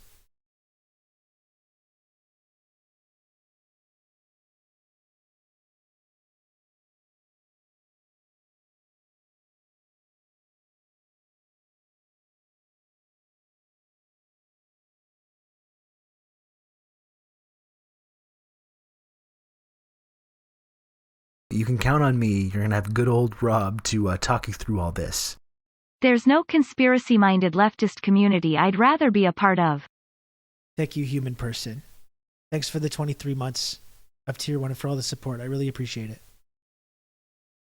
Thank you. like I said, I think I'm happy to continue talking about these things. I think it's important. I think it's important to have space on the left to talk about this, and to not be completely paralyzed by this like obsession with being like accepted on some mainstream level, or only be taken seriously only when the evidence, this obsession with that, which ends up just promoting the mainstream narratives about any big event that we talk about, which is just like, what are you? That you're just a stenographer for the most powerful people in the world when that's your strategy to talk about these things. There's people are going to have questions about this shit, about these kind of incidents, and there needs to be someone on the left. And it's not just me, obviously. That's why I'm thankful that shows like TrueAnon exist as well, and others. But there's got to be space on the left to ask these questions.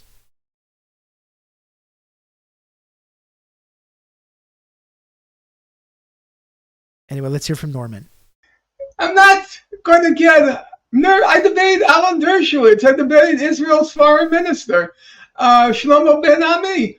I'm not exactly afraid of destiny. But I finally agreed. And then he didn't show up for the agreed appointment. I think the appointment was like 8. And then at 1:30 a.m., he wrote me, sorry. No, Guy, don't talk to me that way. What do you think? I'm one of your groupies? I'm one of your flunkies? That you tell me at 1:30 a.m. I'm sitting on the computer waiting for him. You don't show up. No, I don't go for that. As a young man, I wanted to be treated with the respect due a human being. Just do a human being. You're not going to treat me that way. And anyhow, Destiny, I hate to break this to you. I don't really want to debate you. I don't need to debate Wikipedia. Not my. At least Bill Maher had the good sense to say, you know what? I'm not sure those visuals are going to work very well with Finkelstein. So maybe we shouldn't do this debate. But he has, I understand, I don't know, but he has this cult following.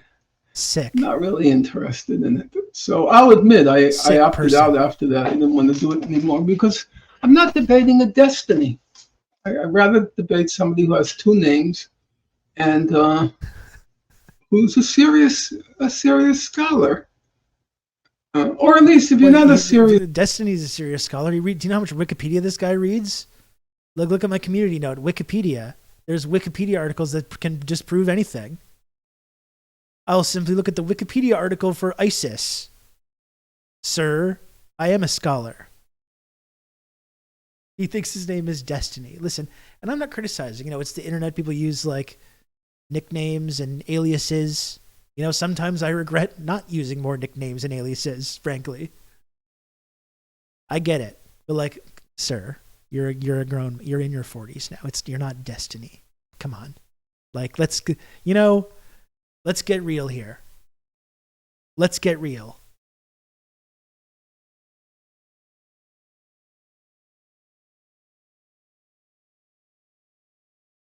I don't know what alias I would have used. I'm not sure. That's why I always just went with my own name.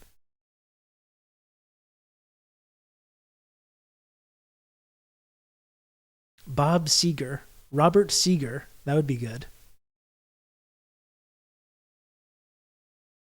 Gooner69. He was destined to be a guy who was a shitty StarCraft 2 pro, got eliminated from tournaments in the first round.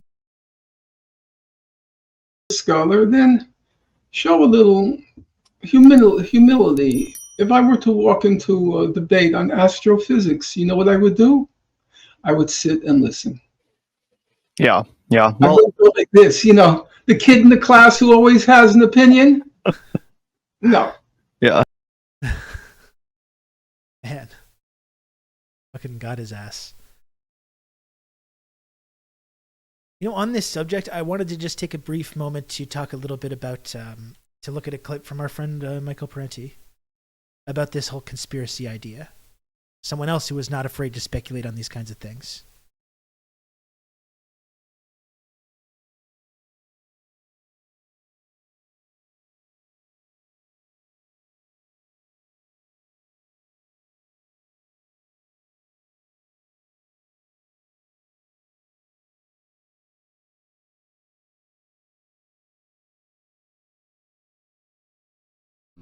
Well, people sometimes say to me, well, what do you have, a conspiracy theory? Do you think there's some, do you think these leaders are just deliberately trying to manipulate the whole world just to suit themselves? What do you say? Conspiracy theorists. How do you like that? I mean, do you think there's actually a group of men sitting in a room who sit there and are plotting these things? For some reason, do you hear that? You have that up here? You think there's a group of people sitting around in a National room? Security Council. Somehow that image is supposed to be very compelling, you know? So improbable. And I always say, oh, no, they don't sit around in a room. They meet on carousels and they talk to each other that way. Or they do, what do they call it? Free falling. No, with the parachute guys? They all lock arms. You see those parachutes? What? Skydivers. They all skydive. You see them locking arms. What do you think they're talking about when they're all locked arms like that? That's where they meet. Of course they meet in rooms. Where the hell else do you think they're going to meet? They have... Do you have a stochastic theory? There's a word. Look it up. Look it up. Stochasticism is the theory that everything happens by chance. So you have a coincidence theory? This is big in that Obama movie, Leave the World Behind or whatever. There's a whole final segment where Mahershala Ali spells this out. It's this wacky conspiracy to think that the ruling class is like conspiring. That really there's no, it's all just chaos. That's evident. That's spelled out. One of the actors in the film, in Obama's new film, Leave the World Behind, spells this out to the camera, just basically talks to the camera and says that. There is no plan. They don't know no one's in control. No one is making these decisions. Yeah, sure thing. Sure thing, buddy. Stuff just happens. Oh, George the first wanted to bomb Iraq. George the second wants to bomb. It just must run in the family.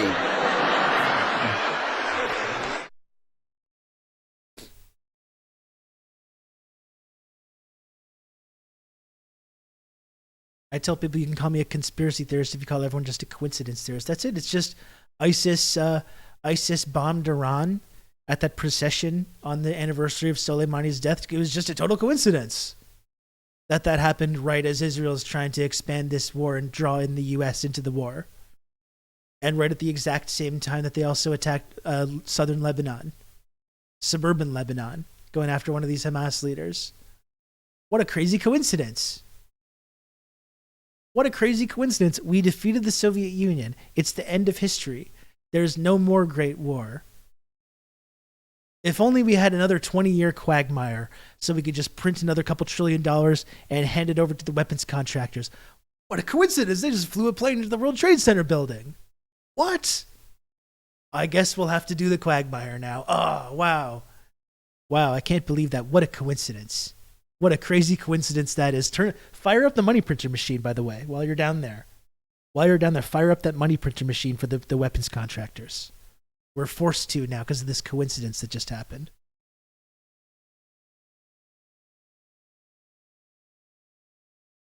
It was a coincidence that Saudi Arabia tweeted a picture of planes flying into skyscrapers. Well, the CN Tower. Come on, it's totally different.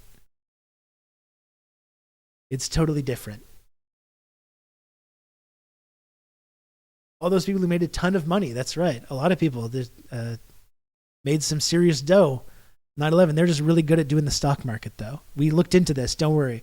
We looked into this. We checked into this, and people were just really good at doing the stock market. That's all.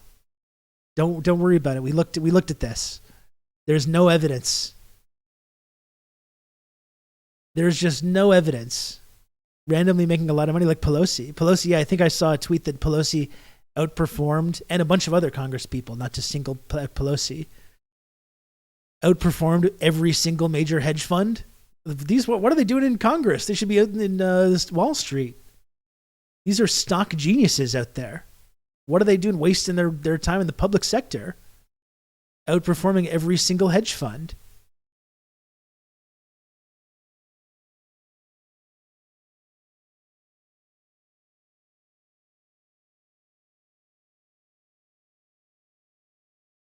when I look back at Bush being told about 9/11, when he's reading to those kids, he really looks like, I didn't know this is what I was approving, but he definitely knew something. He's remembering that document, that bin Laden determined to strike the U.S. document that one faction of the intelligence community handed him one day, and that his vice president said, Mr. President, don't worry about this. Let me take care of this.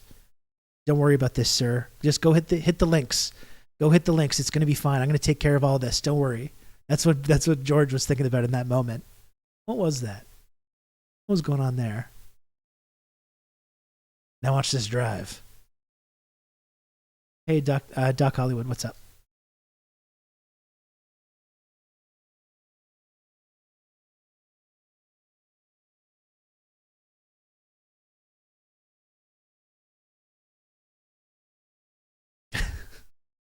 But that's a conspiracy, though. It's a conspiracy to question the official narrative about that. And it's a conspiracy to question the official narrative about January 6th. I would actually like to talk a little bit about January 6th because it was the anniversary over the weekend. And there's a couple things I would like to talk about with that because, as we know, I've been more than happy to explore some conspiracy theories about that, about the role that the intelligence community was playing there. Why were the Proud Boys and all these militia guys, how many of these people were informants that were going to this event? How come they knew, people in the security state knew full well that these January 6 people were coming to the Capitol en masse, that they had intentions of storming the Capitol building? They were all talking about this online with their real names for weeks. You had the President of the United States being like, folks, it's going to be the most beautiful Capitol storming. It's going to be the most beautiful Capitol storming that we've ever had. You have the President of the United States saying that for weeks. And these yokels are just able to waltz right in there. They're just able to waltz right in there. Which then, of course, has all these big consequences for them and for Trump as well. Although it seems like he's just shaking those off. And it's the poor saps that got sucked into it that are facing the actual consequences. What a weird coincidence that they weren't able to stop them from doing that. You know? What a weird coincidence. At the same time, I want to talk about some somewhat annoying people like on the left that are doing this thing where they not only downplay like what they were trying to do. And listen, with January 6th, regardless of that conspiracy angle, which I'm more than happy to entertain, as you know, I am more than happy to entertain the conspiracies about the involvement of the feds in January 6th as it was some kind of like MAGA honeypot operation. But the people that were involved in that, even though I think they're saps and they're morons, they were taking part in what they thought was some kind of a coup. Like they did. They really did. There's people in the U.S. government, people like Kevin Sorbo, these conservative influencers, they thought they were like taking back the country. They all thought they were doing a coup. You know, it's stupid. It was stupid and funny. I think you can have two thoughts in your mind. It was stupid and funny, but like these people genuinely were trying to do some kind of like a fascist coup. The Sorbo tweets are so great, Doc Hollywood. The Sorbo tweets are just so fantastic. And so that's why I don't really have sympathy for these people, you know? I really don't. And I have people on the left talking about like Ashley Babbitt, the woman that was killed that day. And people are like, oh, I see. I'm going to look at this actually. Because this tweet made my eyes roll into the back of my fucking head.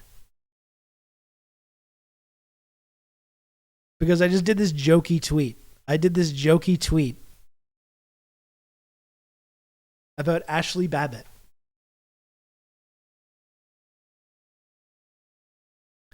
I said it's honestly amazing that conservatives who are totally fine with cops executing unarmed teenagers in the street become really concerned with police violence when a lady got shot for participating in a half-assed plot to overthrow the U.S. government on behalf of the host of The Apprentice. Like, you know, I just think that is funny. You know, these people always bend over backwards anytime there's this like police snuff video that comes out of police just like executing unarmed people in the street. These people, why didn't they comply? You know, why didn't they just comply? They probably did something wrong. They were no angel. Whatever excuse they want to have. Back the blue. Back the blue. They should have complied. They should have listened. They should have done this. They should have done that. They deserved it. But then like when they try to do this like totally half-assed moronic coup attempt and this lady gets herself shot, then they're like, we need to talk about police violence. Oh, the police are out of control here. You know, that's just ridiculous. And you're right, eBridge, they probably could have tased her. Here's the thing, and I want to look at this tweet from Empire of Lies, who appears to be like a Burning Man 16. So it appears to be some kind of like pro-Bernie account that has become radicalized and is talking about Empire and stuff. And they often do tweets that I think are pretty good. So not to be too mean about this or anything. But they say, as someone on the far left, I'm also concerned with Secret Service acting as judge, jury, and executing an unarmed Ashley Babbitt. And those who don't show concern about this extrajudicial execution but oppose police brutality, they're nothing but hypocrites. And it's like,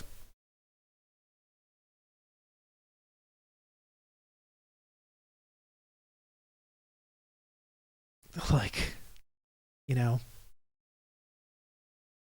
like these are two different things, right? These are two different things. And eBridget, you're right. They could have used nonviolence. And to be clear, just to even like set the stage on this, I think it's sad that someone gets so caught up in these like ridiculous right-wing conspiracy pipeline that they lay down their lives to try and make Donald Trump, someone who would never give them a second look if they had passed each other in the street, who wouldn't spit on them if they were on fire, who probably just detest them and everything that they stand for. And they get so twisted up by these conspiracy theories that they lay down their life for this man. I think there's something pretty tragic about that. I agree. But like, I don't care about right-wing on right-wing violence. Well, this is the thing. And this is what I ended up saying to this person. I think you can hold two things in your mind at the same time. That you don't like cops, you don't like the security state, you're against police brutality, but also you don't feel too much sympathy when someone faces consequences for trying to participate in this half-assed fascist coup. Okay? It's actually murder to shoot an unarmed zombie when you're being swarmed by zombies. Thank you, Doc. You know, it's not it. It's not that I support the cops now, but do I have a lot of sympathy for someone like Ashley Babbitt who goes out and gets herself killed, taking part in this harebrained scheme? Not really. I don't really have much sympathy. You know? Yeah, there's a number of ways they could have subdued her or others nonviolently. Here's the thing, though. There's a door, okay? There's a locked door. On the other side of this door are the most powerful people in the U.S. government. And don't say that I'm standing up for these people. I don't care what happens to these people. But people like Ashley Babbitt and the people that were taking part in this January 6th shit, they want America to be more fascist than it is currently. Okay, they're not revolution. They don't have revolutionary potential. They're literally trying to overthrow the government because they think there's some kind of secret communist plot against them. They hate the U.S. government because it's not fascist enough. So don't say that when I'm making this argument that I'm defending people like Nancy Pelosi. I don't care what happens to them. Here's the thing. There's a locked door, okay? On the other side of this door are the most powerful people in the U.S. government. There's men with guns pointing the guns at the door that the mob is banging at, saying, don't come any closer or we're going to shoot you with these guns. Okay? We're setting the stage, right? There's men with guns clearly standing there, pointing the guns at the door. And these people smash open the window, and despite the men with guns standing there, aiming guns at them, still try to climb through. You know what? I'm sorry. I don't feel too much sympathy for you at that point. You know, if you supported good things and not bad things, I would have a lot of sympathy. If this was some kind of like communist revolutionary, if you're there protesting racial justice or indigenous rights or the climate or capitalism, I would think that was a horrible tragedy, and I would have sympathy.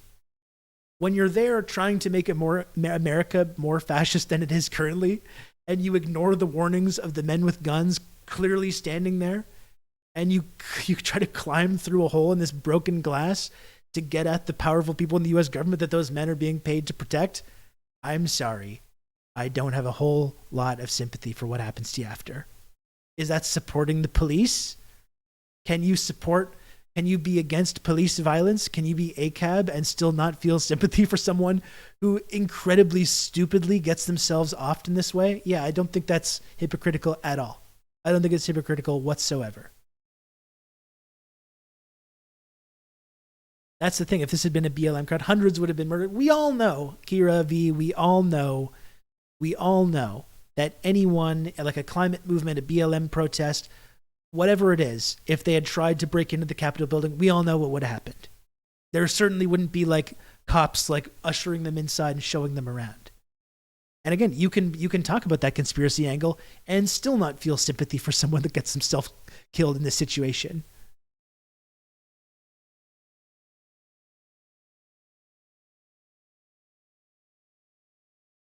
You know, it's like, what the fuck?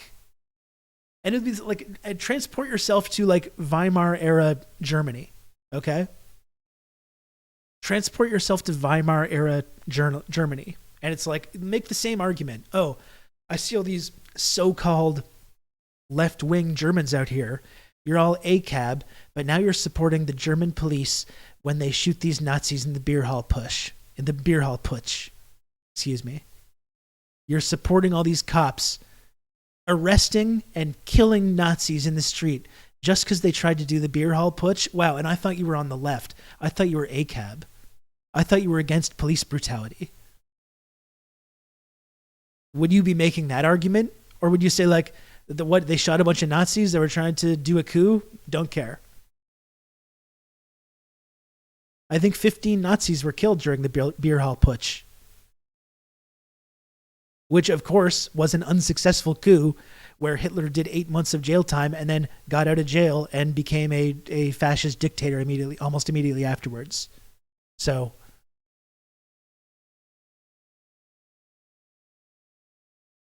I find these takes just so fucking annoying. I had to mute this account. This is an instant mute for me, even though this account has said things that I appreciated before. This is an instant mute for me.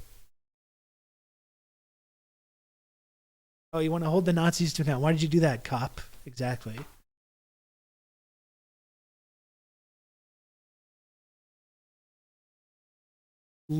Quote, he kept going, leftists on January 7th, 2021 were cheering on the execution of Ashley Babbitt. The same leftists, quote unquote, that were ACAB, unless the cops were shooting someone they disliked. Do you see the hypocrisy? You understand this simple point? It's not complicated. The thing is, unless the cops were shooting someone they disliked, is that an accurate description of what was going on January 6th? We're just cheering on the cops just because we don't like someone, just because we don't like them. Is that really a good faith interpretation of what was going on that day? I don't think so. And again, there's a difference between saying we're gonna back the blue and just not feeling sympathy. I just don't feel sympathy. Nor do I feel sympathy for, the cops that fucking got too excited on that day and passed away. I don't really feel sympathy for them either. This is obnoxious. Yeah, we equally made fun of the cops for getting owned by the LARPing grandpas. Exactly. And and Ashley Babbitt was a cop. She was Air Force as well.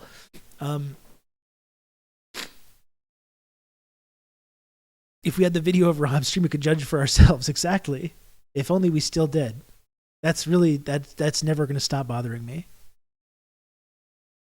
But again, this is such a bad faith argument. And this is like the definition of like just navel gazing ultra leftism. All these leftists cheering on the cops shooting this unarmed woman just for having the audacity to try and do a fascist coup. And again, what was the role the intelligence community was playing? Was it some kind of honeypot operation? I think so, probably. How many of these people that were organizing this January 6th stuff were feds themselves or informants with the Proud Boys or any of these militia groups? It seems like a lot. I would like to speculate on and question the role that these security state forces were playing in promoting this event, planning it, organizing it, and allowing it to happen. Let's have that conversation. I still don't feel sympathy for anyone that got caught up in that situation. I'm sorry. We're grown adults here. We can have two ideas in our mind at the same time.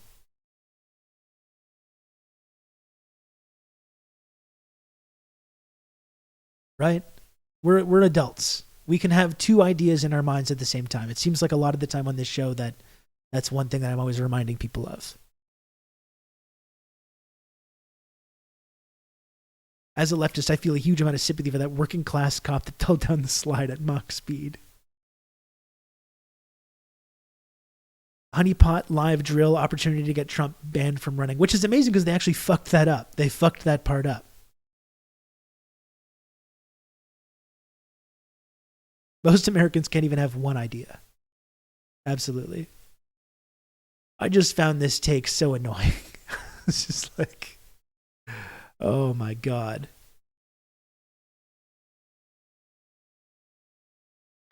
That's what makes it so believable. They shat the bed. Well, that's the part of it too and this is something that comes up often when we talk about the security state of the intelligence community. There's not just one blob of people who all have the same goals and ideas, but there's different factions. There's different factions that have different goals and are trying to do different things. To go back to Syria, you see that on display in Syria, where you had different factions of the intelligence community arming different groups who were fighting each other. You know? So this is it. After January 6th, everything was set up to just go after Trump right away. And if they had gone after Trump right away, in the days after, he would have been fucked. There was bipartisan consensus. There was a big national consensus that would have been totally okay with holding up those consequences. And now it's like 8 months before an election. He's the most popular candidate. They can't lock him up now. They'll never lock him up now. There's like 35% of the country that worships this guy. And it's 8 months away from an election, 4 years after this incident. They can't do it now. And if they do, all hell is going to break loose. Stupid leftists didn't want a fascist coup. Like, this is like, that's it. It's goo goo gaga, baby talk silliness.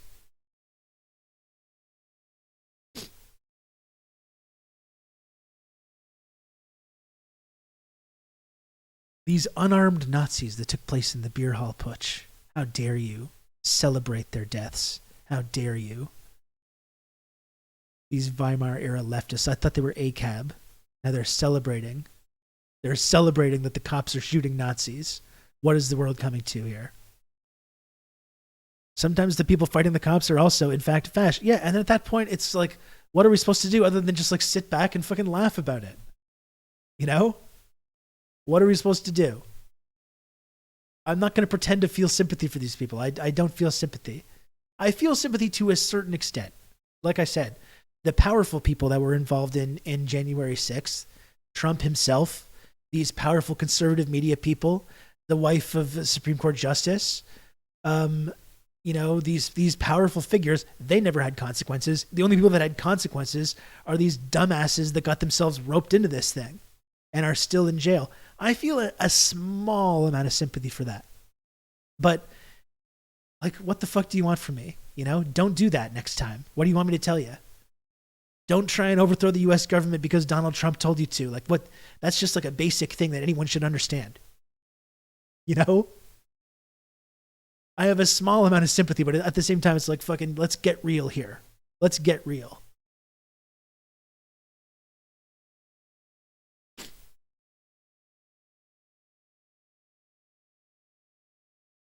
Is it true that the black people who participated received harsher sentences? I don't know if that's true. I certainly wouldn't be surprised.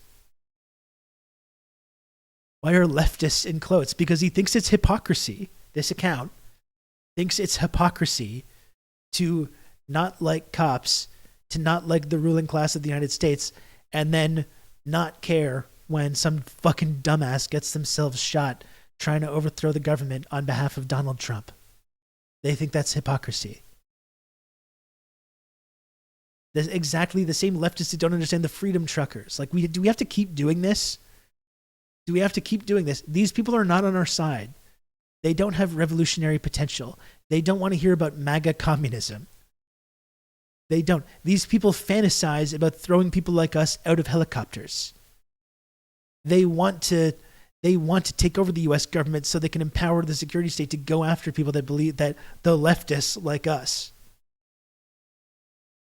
They're not our friends. And if they are, like people like Empire of Lies seem to think so, go Empire of Lies, please, whoever you are, I implore you, go hang out at one of these like MAGA rallies and bring your communist literature and hand it out to them and see what these people have to say to you. I'm sure they're going to welcome you right in, and they're going to say, "What? I'm being screwed by the capitalist class, the ownership class, and if only we had socialism, we would solve these problems." Well, golly gee whiz, thank you for giving me. I had never heard this idea before. Like, please go talk to these people. Go talk to the Trump supporters that are protesting that are storming the Capitol on January 6th. Go talk to them about the crimes of the empire or socialism or whatever. Please go talk to them, or go talk to them in the Freedom Convoy or whatever. All these people are lecturing us about that as well.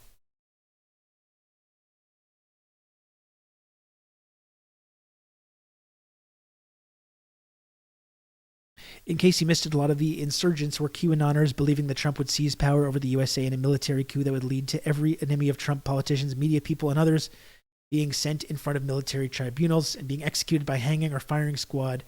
And these are the people whining about Capitol Police or Secret Service murking one of their own. Yeah, and let's ask these questions, Diego. What role do the feds or these intelligence community play in promoting conspiracy theory communities like QAnon? I think that's a question we should be asking. And to what end? Does that mean we should have sympathy that get caught up in it and lay down their lives to support these ideas? I don't think so. That's kind of on you. That's on you at that point. If you get caught up in this Fed honeypot thing, I'm sorry, I don't know what to tell you. Just don't do that next time.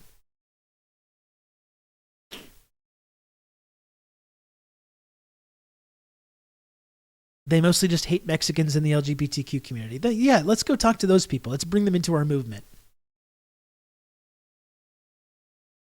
I'm sure they're going to be just really thrilled to be part of that.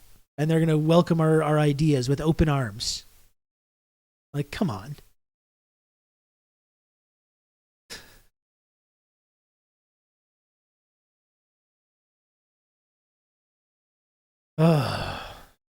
One of the morons that was involved in January 6th was a customer at the comic store, and he has a half tattoo sleeve to America. It was rambled about Asian representation in comics. What the fuck? I mean, we should look at, I retweeted this. This really was the best. This is one of the most legendary 4chan posts, I would say.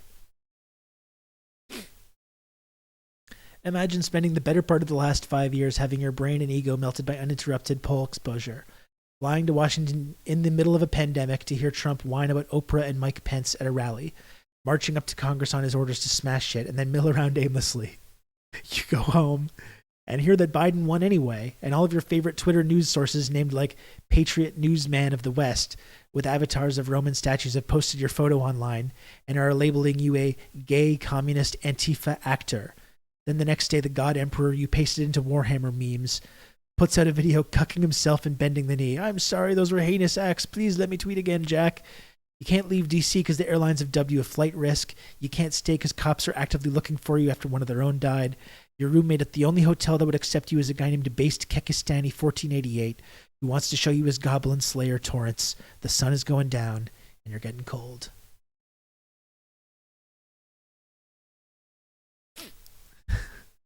It's just what a great ending. The sun is going down and you're getting cold. Did he bring up Oprah? I mean, it's one of the many reasons I wish my stream from that day still existed. Because I remember very well, and this comes up every time we talk about January 6th, I remember very well watching Trump's speech, and we're saying, he's telling them to go storm the Capitol, right? We all agree. We all agree that that's what we're looking at. So what's going to happen now? And then these idiots go and do it. They go and do it. And they ruin their own lives, or in Ashley Babbitt's case, end their lives. And the one guy who tased himself in the balls until he died, which is, I will always believe is true, no matter who anyone tries to debunk that. Someone at that event tased themselves in the balls until they died. I will go to my death believing that. It's getting dark and there are wolves after me. They've been saying they were going to do it for weeks before. This is the amazing thing, Bridget, right? This is the amazing thing. These people were openly online with their real names on Facebook or whatever, being like, we're going to storm the Capitol. That's why this is the ultimate example. This is the ultimate example of like of this, but also just this general idea of like the conservative victimhood, where she's crying. She's crying because she got maced and attacked by the cops. What happened to you? I got maced. You got maced? By the police. And what happened? You were trying to go inside the Capitol? Yeah, I made it like a foot inside and they pushed me out and they maced me. What's your name? Where are you from? My name is Elizabeth. I'm from Knoxville, Tennessee. And why did you want to go in? We're storming the Capitol. It's a revolution.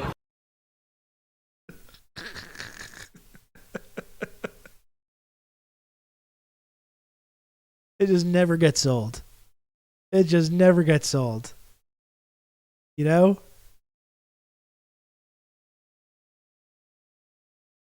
But no, by all means, let's go talk to this lady about joining our communist cadre. I'm sure she's going to be really interested.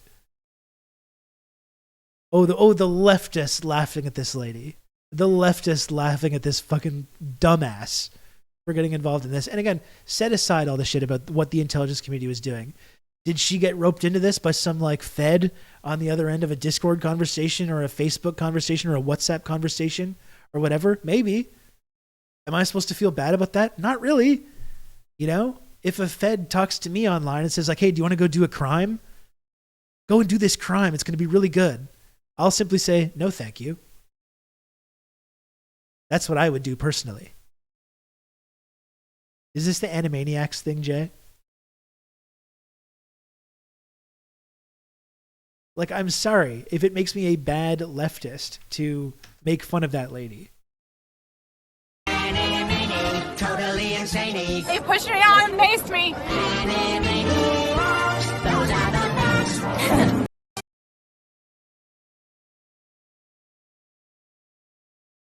Fuck. Oh, man. You're laughing. A fascist mark got maced and you're laughing. Just the scolding. I think that's the worst people. I think I prefer MAGA types to the scoldy ultra leftist being like, how dare you make fun of this?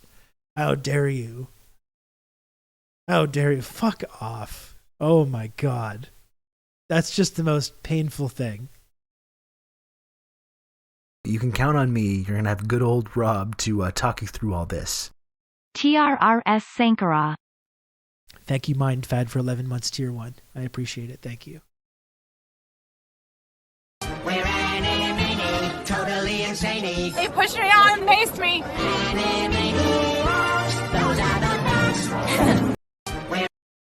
That's really good, honestly. That is really good.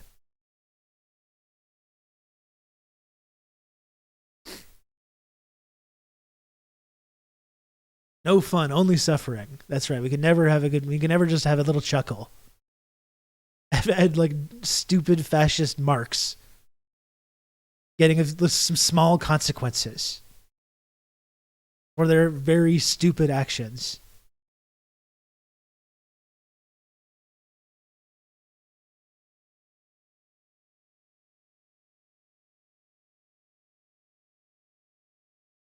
There you go, Lucidry. Okay. Well, it's been some fun ranting and raving. Hello, Kate. This has been some fun ranting and raving, but maybe it's time, 3:19. I got to go in about an hour, so maybe put on some kind of video content or something. Make it through the rest of the day. I feel very dark.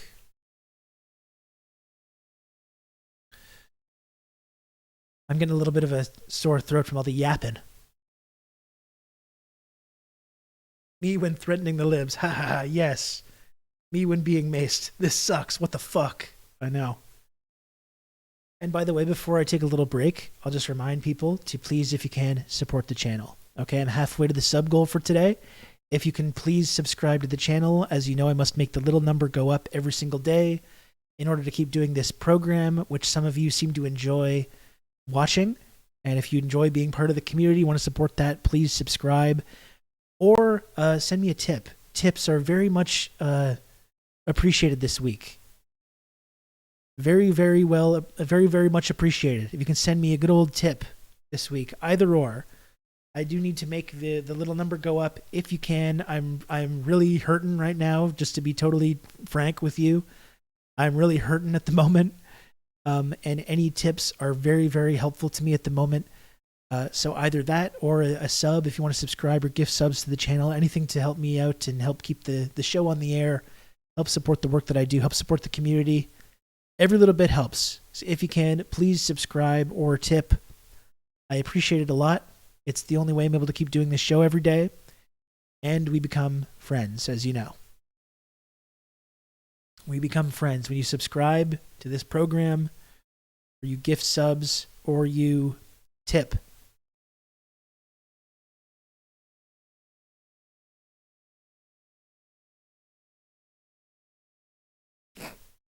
You can count on me. You're going to have good old Rob to talk you through all this. Oh my goodness. Anon. You can count on me. You're going to have good old Rob to talk you through all this. Nice. Anon. And another Anon. Thank you for the 1337. And Anon, thank you for the $69.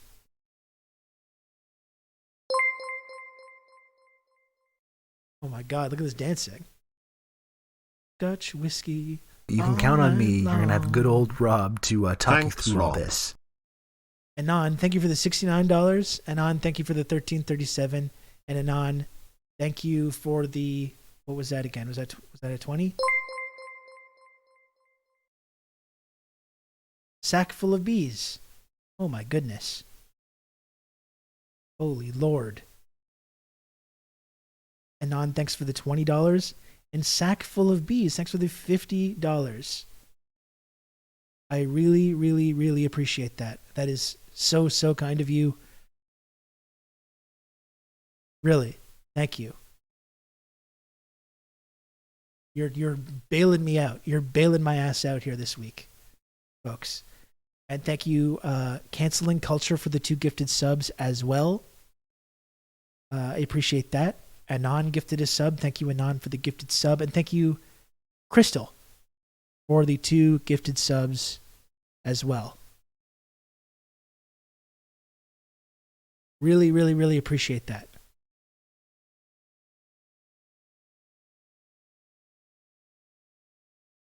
Like, seriously, it's embarrassing to talk about financial stuff, but I think I have $72 in my bank account right now, my checking account, until next week. So honestly, that's humiliating for me to admit, but it's true. So people that are supporting the channel, especially through tips right now, are really, really helping me out.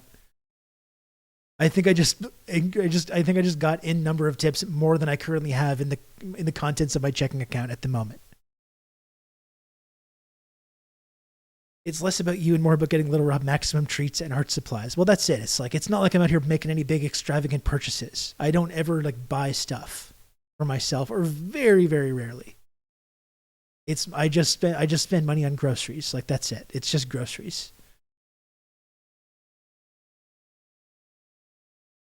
And again, this is a little bit humiliating to talk about, but I guess being upfront about having financial problems is probably important. But he wanted a new thermos, right? My son wanted a new thermos because he has a Paw Patrol thermos from 2 years ago, and now he's getting too old. And I think someone made fun of him at school for having a Paw Patrol thermos, and then he was kind of hurt his feelings, and he wanted a new thermos. And I was like, okay, no problem. So we went to get some groceries the other day and passed by the pharmacy to get a thermos, and the thermoses were $30, and I was like, I was not in so many words, but I could not afford to buy my son a new thermos the other day, which was not a great feeling. Oh my God, Anon. Anon, thank you for the $100. Oh my goodness.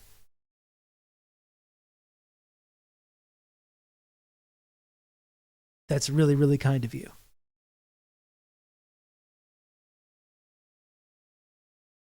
Oh, people in this community, it is never lost on me how unbelievably supportive people are in this community. Seriously, it is never, ever lost on me.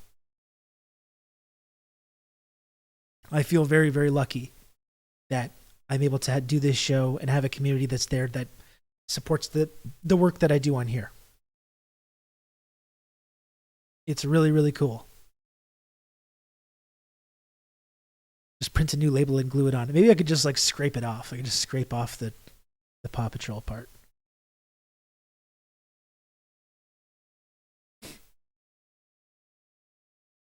That's really, really kind of you folks, seriously.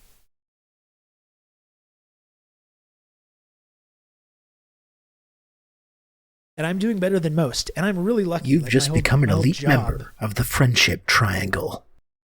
I'm really, really lucky, and believe me, that's not something that's ever lost on me. My whole job is just coming on here and hanging out with you folks and talking about this stuff that I find interesting and cool to talk about, you know?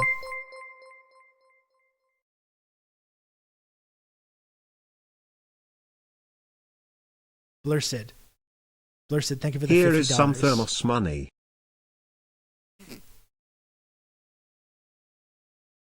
And ML Thoughtism, thanks for the 5 gifted subs. Thank you, ML Thoughtism.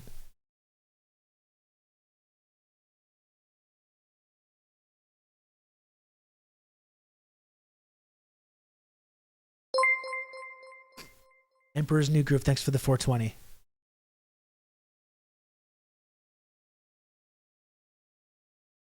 This is to help sustain you, Rob, since I am not yet ready to begin my takeover of the Friendship Triangle.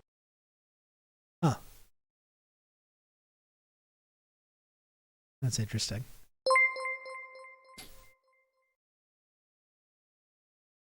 Doc Hollywood. Doc, what is that? Earmarked for Venom's new thermos. Doc, thank you for the $30. That's very kind of you. Thank you, Doc. I really appreciate it.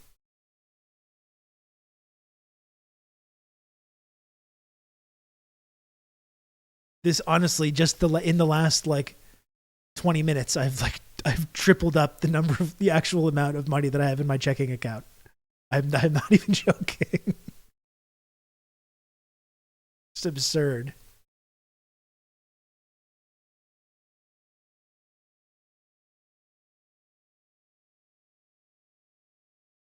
That's very, very cool.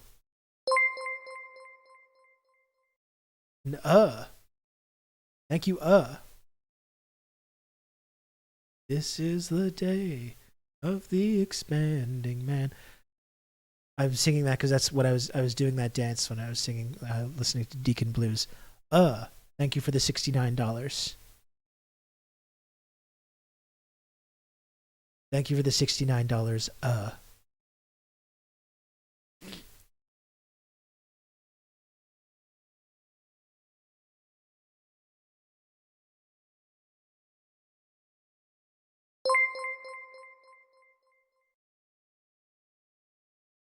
Dude, thank you for the 720. 1/10 of year check-in. Yesterday. Duder or his dudeness. El Duderino, if you're not into the whole brevity thing. Dimitrios, thank you for the $10.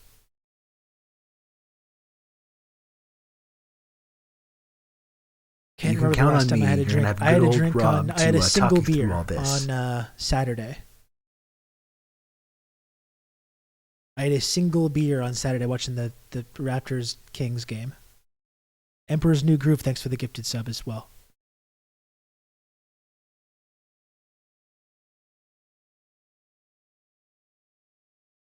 Wonderful, wonderful people in this community.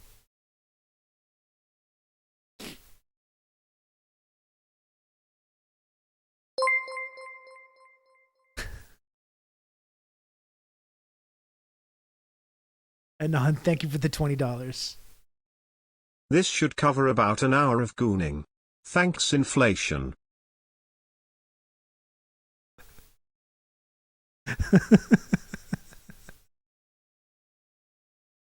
You can count on me. You're going to have good old Rob to talk you through all this. Thank you for that. Gib Rib Tips. Thank you, Low Observable Goat, as well for 29 months, Tier 1. Thank you, Low Observable Goat.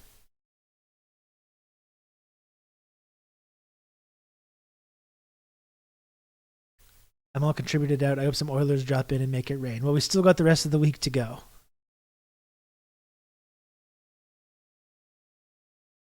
I just imagine a gooning subathon and how now I hate everything. I think that would have to be on a different website. I don't think it would work out like that. It just seems much to me, you know? It just seems way too much to me. These gooners. I don't know. We joke around about it, but it's like, it just seems like a lot. You know, I don't want to like give away too much information about like what sympathies I might have to the gooning community. When we're talking about like, even when we're talking about an hour of like that kind of activity, I think that's pushing it, you know?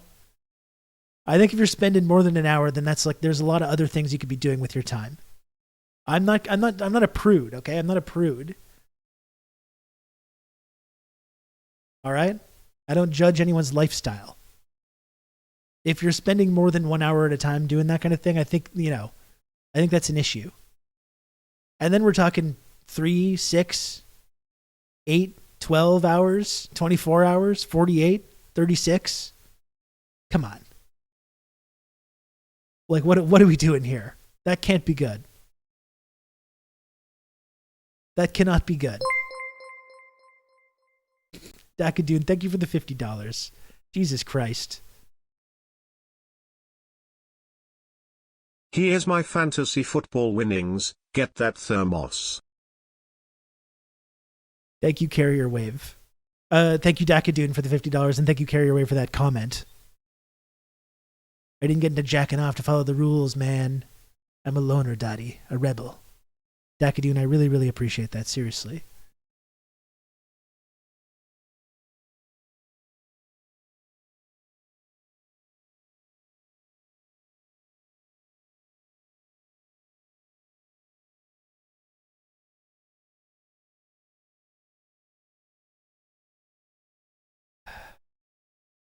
This tip thing is a much better idea. People are more willing to give knowing half doesn't go to Bezos. It's true, yeah, but it's like I also need to make the number go up. I got to get the subs as well. I don't know. You know, I don't know. It's just that's how it's just how I'm able to make a living on this platform.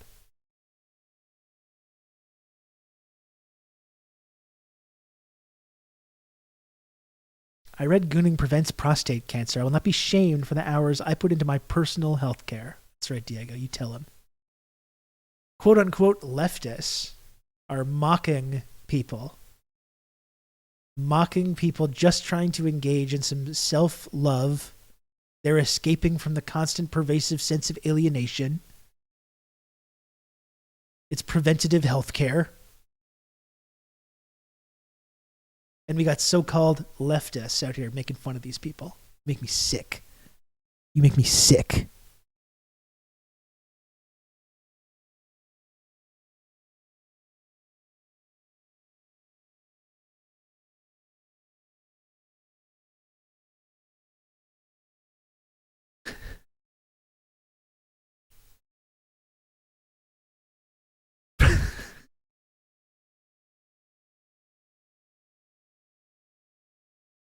Aggressive except for gooning. Unbelievable. What is the this is the problem with the left today. Okay? This is the problem with the left.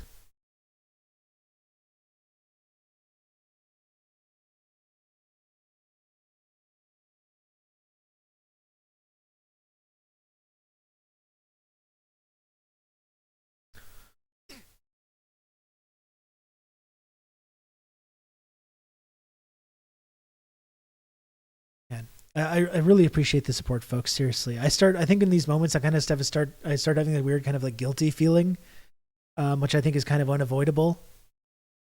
I guess at the same time, I do put a lot of work into doing this show. Some people seem to like it, you know. Some of you seem to enjoy it. I do take a lot of time to do this and to think about this stuff and to put on this program. So I hope that you know, no one thinks I'm taking advantage of anything or being a grifty or whatever it is. As I've talked about many times, if I was a grifter, there's certainly other things that I would be talking about. There's way more lucrative things to be grifting off of than like being a Stalinist here in 2024. You know what I mean? There's way more better things that I could be grifting off of.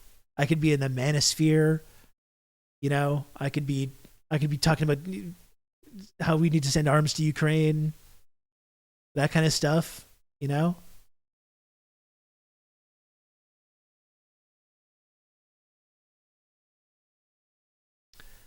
As I've talked about before, there's been a number of occasions where I've taken stances that actively hurt my ability to make an income, that actively alienated and upset people.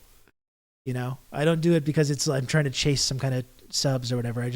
I talk about the things that I'm into and the kind of ideas that I have, and people seem to like it. I don't know. You could do an OnlyFans. I mean, I wouldn't be opposed to it if I really felt like there was an audience for that. I think there might be a small audience for it, but I don't think big enough to really like justify taking that kind of a step. I'm not saying there's no audience. I'm not saying there's zero audience. You know, I don't know if there's enough of an audience. I would strongly consider it, honestly.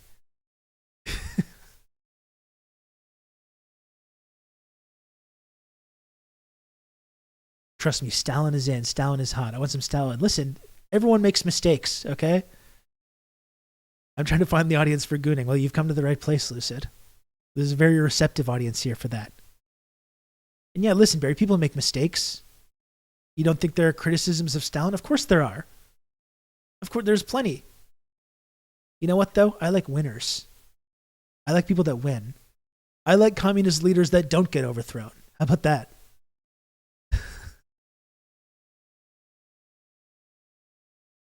You know?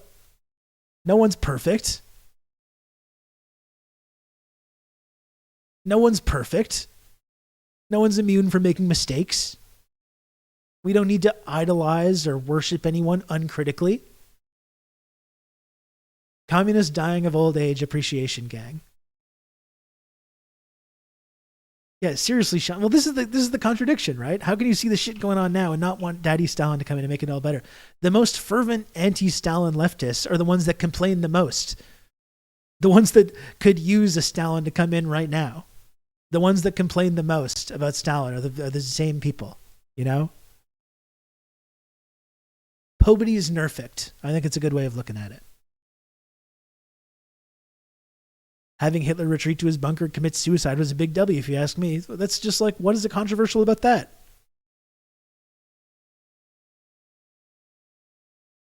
We can't celebrate that?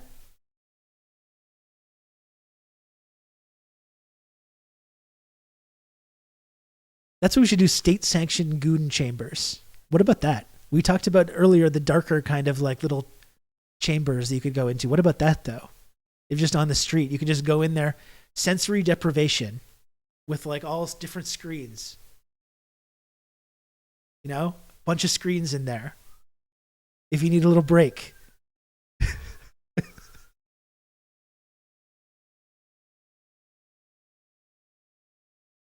A goon booth. If you just need a little break. If you're having a hard day. You need to blow off some steam. You just throw in some credits. You know? Call that the panopticum. Oh my goodness. Wait, hold on a sec. Hold on. This is gonna be great. This is gonna be awesome. Believe me. Right? You don't even know. Gooners Anonymous, thank you for the 420.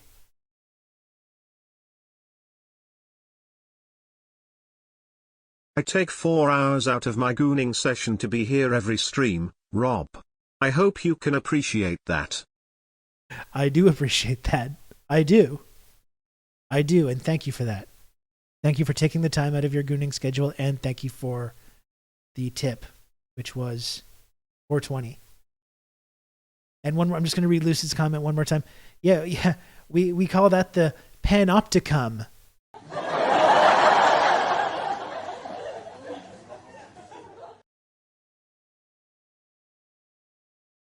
I need a way to do that without logging on to the voice channel in Discord. There must be a way to easily do that. I got to have a better soundboard situation going on. Tip your waiters, folks. Folks, try the fish.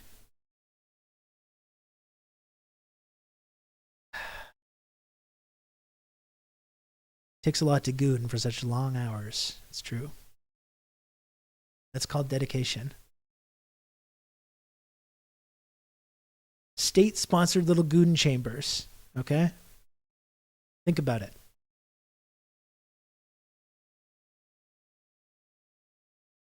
Gooning re-education camp is just Hillary Clinton projected on all four walls and ceiling. No! Or yes. What about the real sickos that would be like, hell yeah. Like the Brooklyn Dad Defiant or whatever. That's his gooning situation. That's what it's, for some people, it's great. For some people, that's exactly what they want. Jeff Tiedrick. That's the Jeff Tiedrick gooning setup.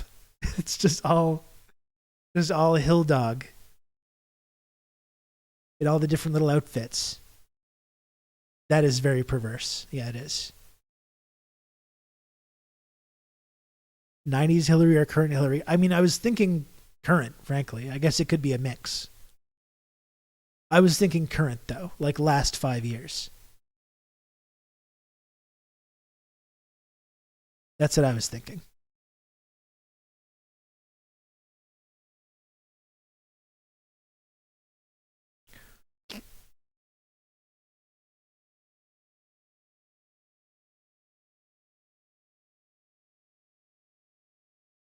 Touch portal, the soundboard. That looks good. Dimitri's sharing me soundboard ideas. We're going to get this going. Season 4 is kicking into high gear. Super racist sociopath or older super racist sociopath. Exactly. Everyone can get a little something that they like. Oh.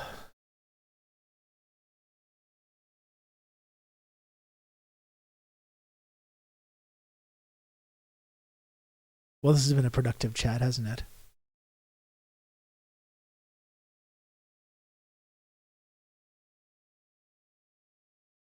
Where's the goonship triangle?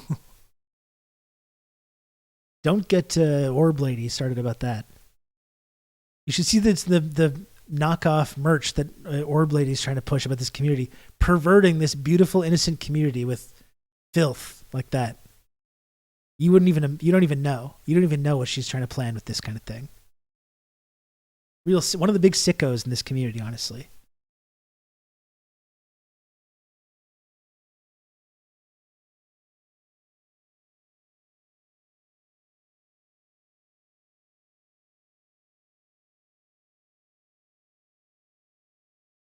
That's good.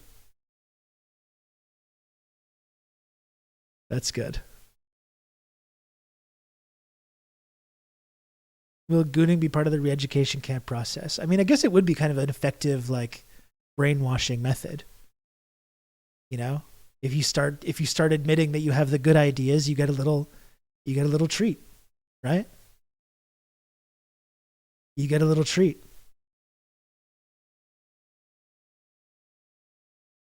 And when you start talking about reactionary ideas, or you have the wrong ideas, you get cut off. You can only get the gooning screens to continue if you continue to talk about the correct ideas. And meanwhile, you're being pumped full of psychedelic drugs at the same time. That doesn't sound so bad, right? Oh no, I'd hate that. Oh man, darn. Oh, I have to be re-educated again. Ah. Oh, shucks.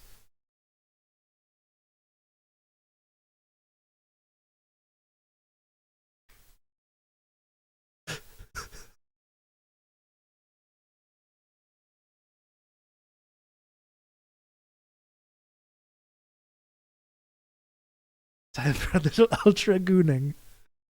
Oh, God. We went off the rails big time here. We have gone off the rails big time. Jordan Peterson tried to warn us about this. I think it's in every admission is a confession kind of thing. Like every accusation is a confession kind of thing when it comes to Jordan Peterson. We know Jordan Peterson has this creepy little sweat lodge. I've heard the rumors of Jordan Peterson's creepy little sweat lodge. What do you think's going on in there? Huh?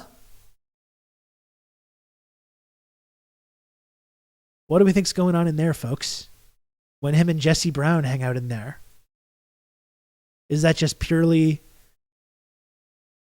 just a relaxing situation? Or is there more going on? Intentionally asking like a Trotsky is to get more time in the Gooning education pod. Oh. Oh my. He's got his own goon box. This is what I've heard. And again, when I mention Jesse Brown, I'm not just trying to talk shit. That's a legitimate rumor that I heard. Like, setting aside all the gooning stuff. That's a legitimate rumor that I heard from someone who I happen to trust to know these things. Not a joke. Not a joke. That Jesse Brown likes to hang out in Jordan Peterson's creepy little sweat lodge.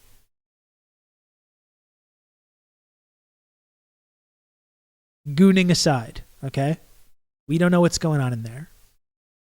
Could it be gooning? Some kind of gooning situation? Maybe. Maybe. We don't know.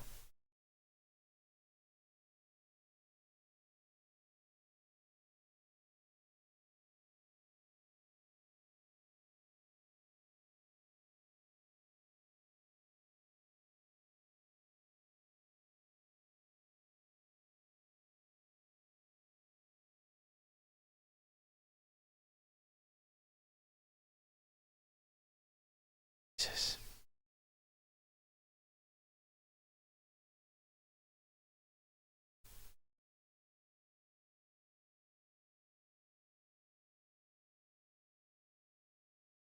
What's going on? They're edging and doing the Kubrick stare at each other. No. Oh my goodness. I gotta get a glass of water, folks. I'm dehydrated as hell.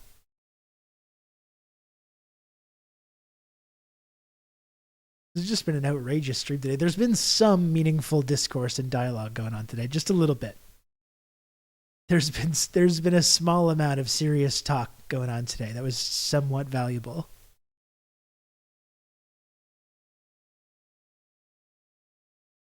Not a lot, but some.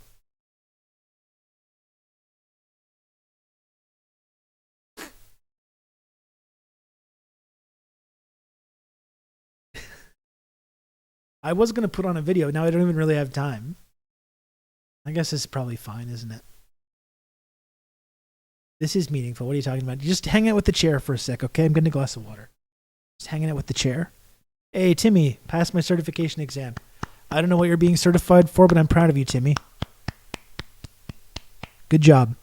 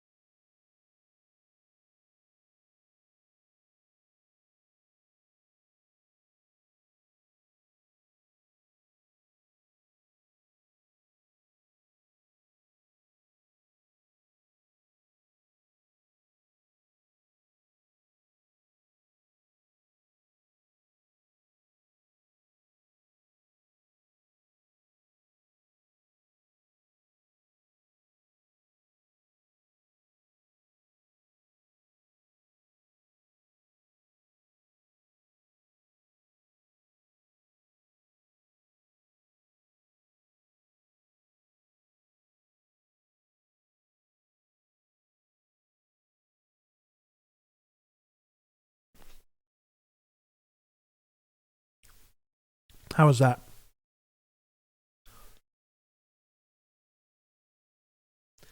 So I don't know what else we can do. I did finally, one of my resolutions, unofficial resolutions, was to start doing more TikToks. Because I feel like that's just one way that I need to grow the community. If I can grow up if I can finally build a following on TikTok. I go through phases where I try to do that and then I kind of give up. If I can just get into the habit of doing like 3-4 TikToks a week and just building up a following there, I feel like it's going to help this community. So we haven't talked about gooning enough today, yeah. So I'm finally trying to get into that. You can count on me. You're going to have good old Rob to talk you through all this. Goon Gang. Timmy, thanks very much for 5 months, tier 1. Thank you, Timmy.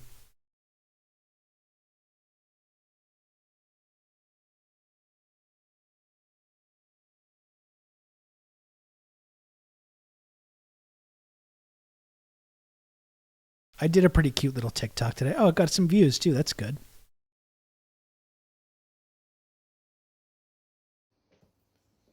You want to see my TikTok? Here we go. You want me to watch your baby? Yeah, sure. I guess I can do that. Probably don't be gone long, but...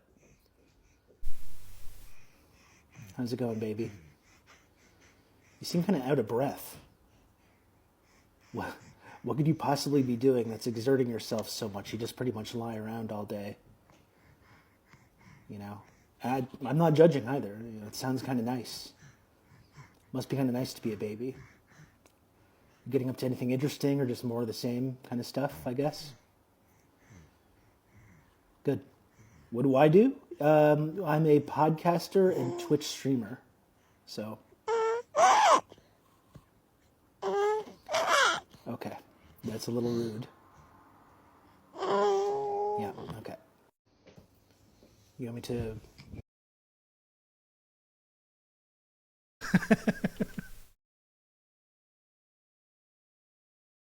I lost this debate. It's true. Where was that baby on January 6th? That's a great question. It's a great question. I miss having a baby. Like, I'm at this weird stage where it's like I could not have another baby right now.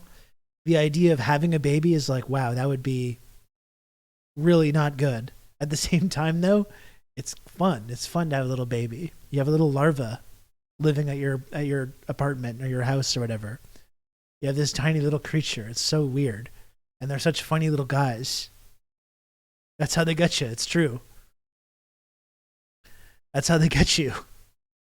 You think it's fun to just have a little funny little guy living with you, and then all of a sudden they're like 8 and sleeping in your bed. They're this big giant dude. And you need to buy them food and thermoses and stuff.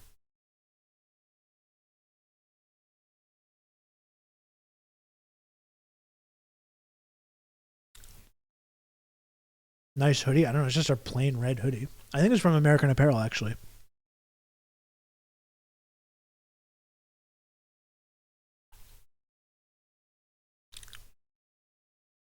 Does that baby condemn Hamas? That was the next question I was going to ask.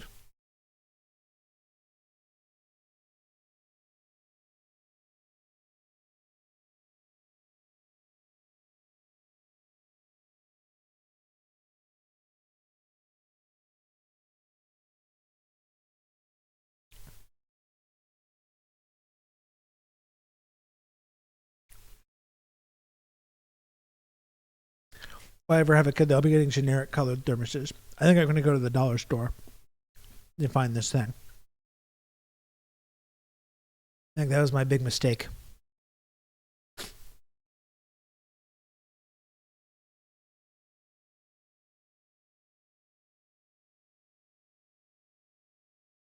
I'm 44 with 3 kids, 1 bio, 2 adopted. Not going to lie, babies sometimes give me baby fever. It's impossible not to. Like, it's literally biology. It's impossible not to. No matter how ridiculous it would be for me to have a baby. It's just like you see a little baby, it's like, oh, look at that little fella. Look at that little fella.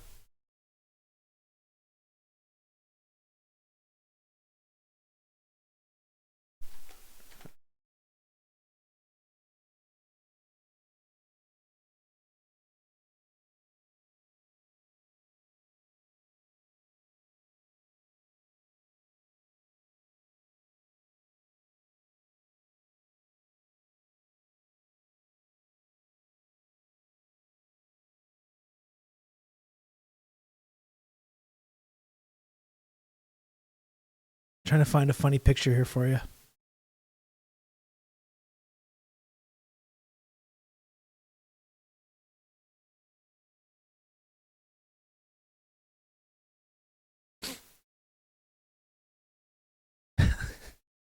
I did a lot of this. I did a lot of this when I first had a baby. There was a lot of this going on. I don't think I've ever gamed so much in my life. Because, like, they just sleep all the time. They just sleep all the time, so I was just gaming.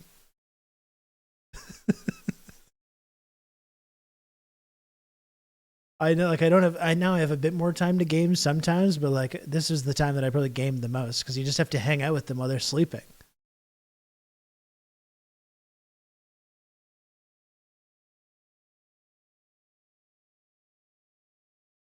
Look how small he is.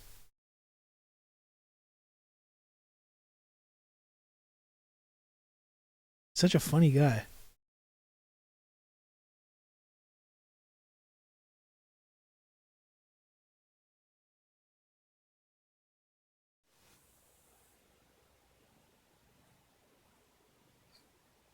Just sleeping all the time. Just lazy. Momo was like, what the hell's going on with this? Who's this guy? Who's this guy?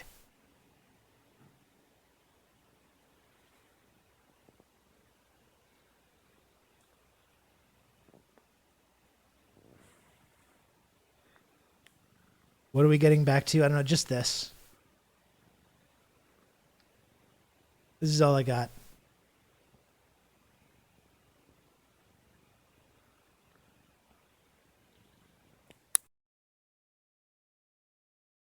This is all I got. Let's see if I can do one more.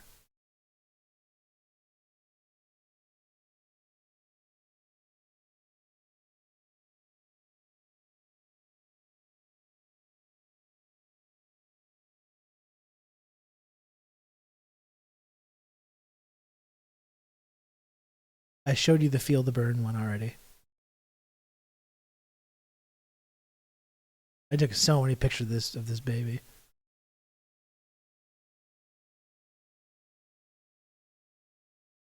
Come on now. Come on. Look at this guy.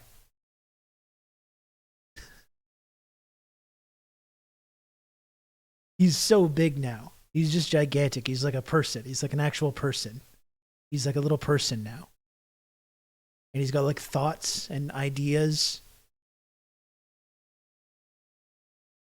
Yeah, I did play the baby. That's what got me on this regime pill. I played the baby TikTok Stitch. Now Rob's got the TikTok baby. That's how technology works. Yeah, it was crazy with the cheeks. They were like falling off his face. Just absurd. Absolutely absurd. I gotta get going soon, folks.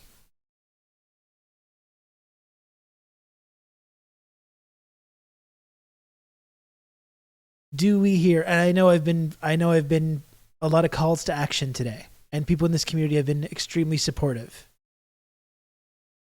Can we do the sub goal is within reach though? Can we do the sub goal as well? 5 subs away. Is it possible to get to that goal?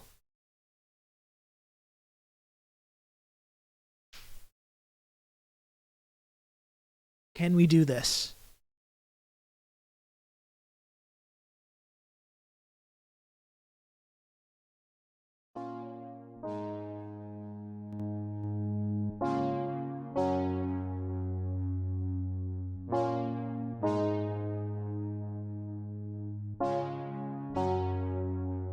Possibly we need context from your stream title. Oh, I was just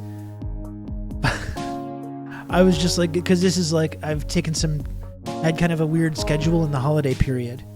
So this is like Monday, my kid's back at school. So we're just getting back to it. We're getting back to like doing the stream every single day. You can count on me. You're going to have good old Rob to talk you through all this.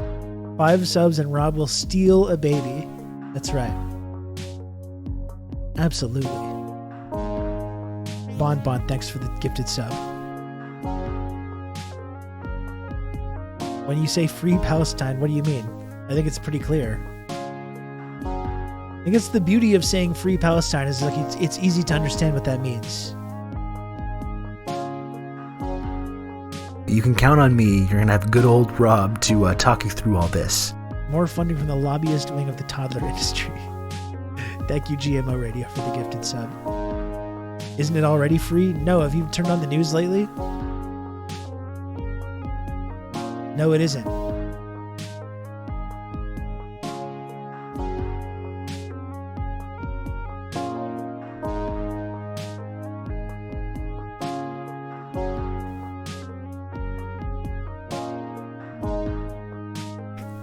Kill stuff. Whatever bit you're doing now, I'm not interested in. Go do your bit somewhere else, all right? Whatever it is you're up to. This is not the place for it. You know, you can do your own stream, you can go bother other people, you can do there's so many other things you could do with your day right now, seriously. You could write a poem, you could do 50 push-ups, you could drink a glass of water. So many other things that you could do right now. The world is yours, just like the Wu-Tang song.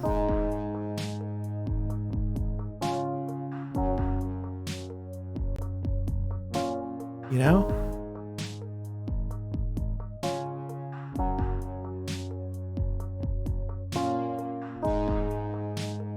You could bake a cookie. That would be nice.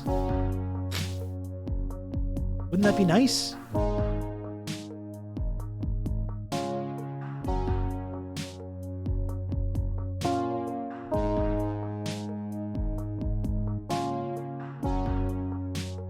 Three subs to go, folks. Again, I'm not trying to be greedy here. People have been very supportive today and every day. But can we do three? Is three more subs a possibility?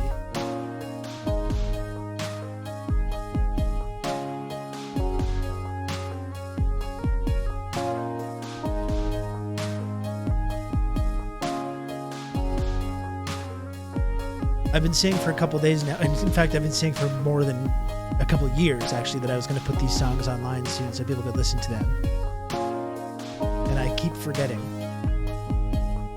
But I will, okay?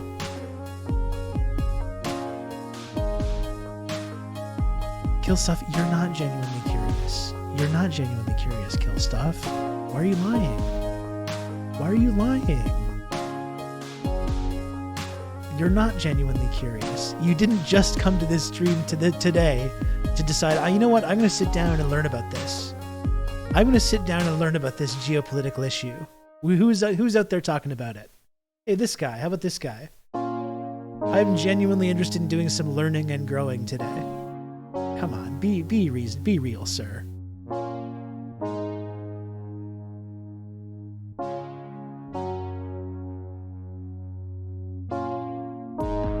Come on, folks.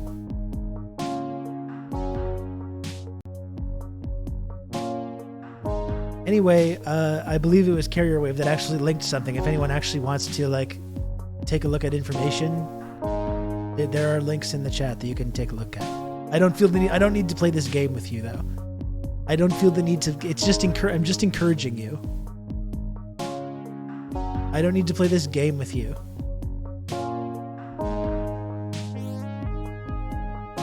Okay, and so it's Twitums. Here's what I would say to that, okay? Number one... Okay, Kill Stuff, fucking take it easy. Bye. Thank you.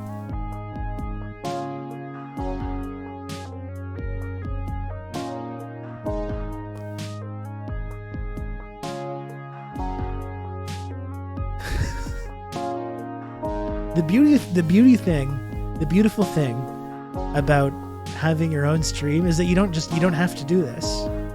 Some people come in here, they think that all of a sudden they can just come in and be like, you have to do this. Explain this to me. I actually don't. I actually don't have to at all. I can just do whatever I want. That's the beauty of it. You know? Like the guy the other day that was like, it's a bad look. It's a bad look that you haven't updated your tweets. Go debate Destiny or else you're not being, it's a bad look. It's like, I don't have to do anything. Hey Rob, I'm a chatter. I'm going to dictate how things go. Well, if you're a regular in the community, like, feel free. You know, you can't just show up to a stranger. It's like just wandering into someone's home and being like, hey, can you like explain this thing to me? Who are you?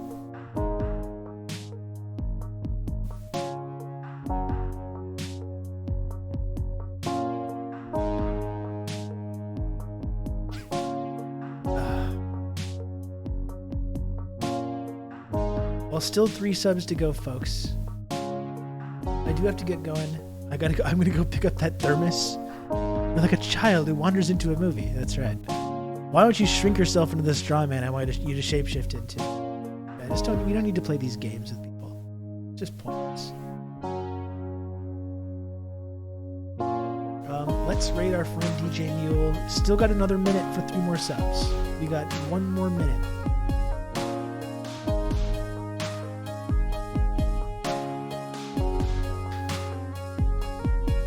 We got 1 more minute.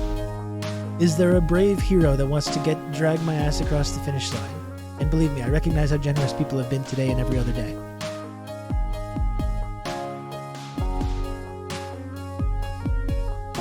Do we hear 3 more? You can count on me. You're gonna have good old Rob to talk you through all Anon, this. thank you for the gifted sub. I don't know how many Anons have been helping me out today, but I appreciate each and every one of you. Thank you, Anon.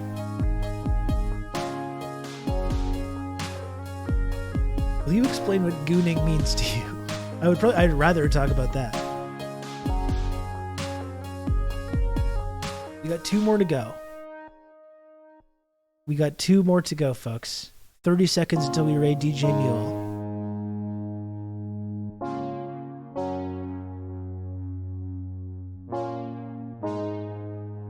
Look at this face.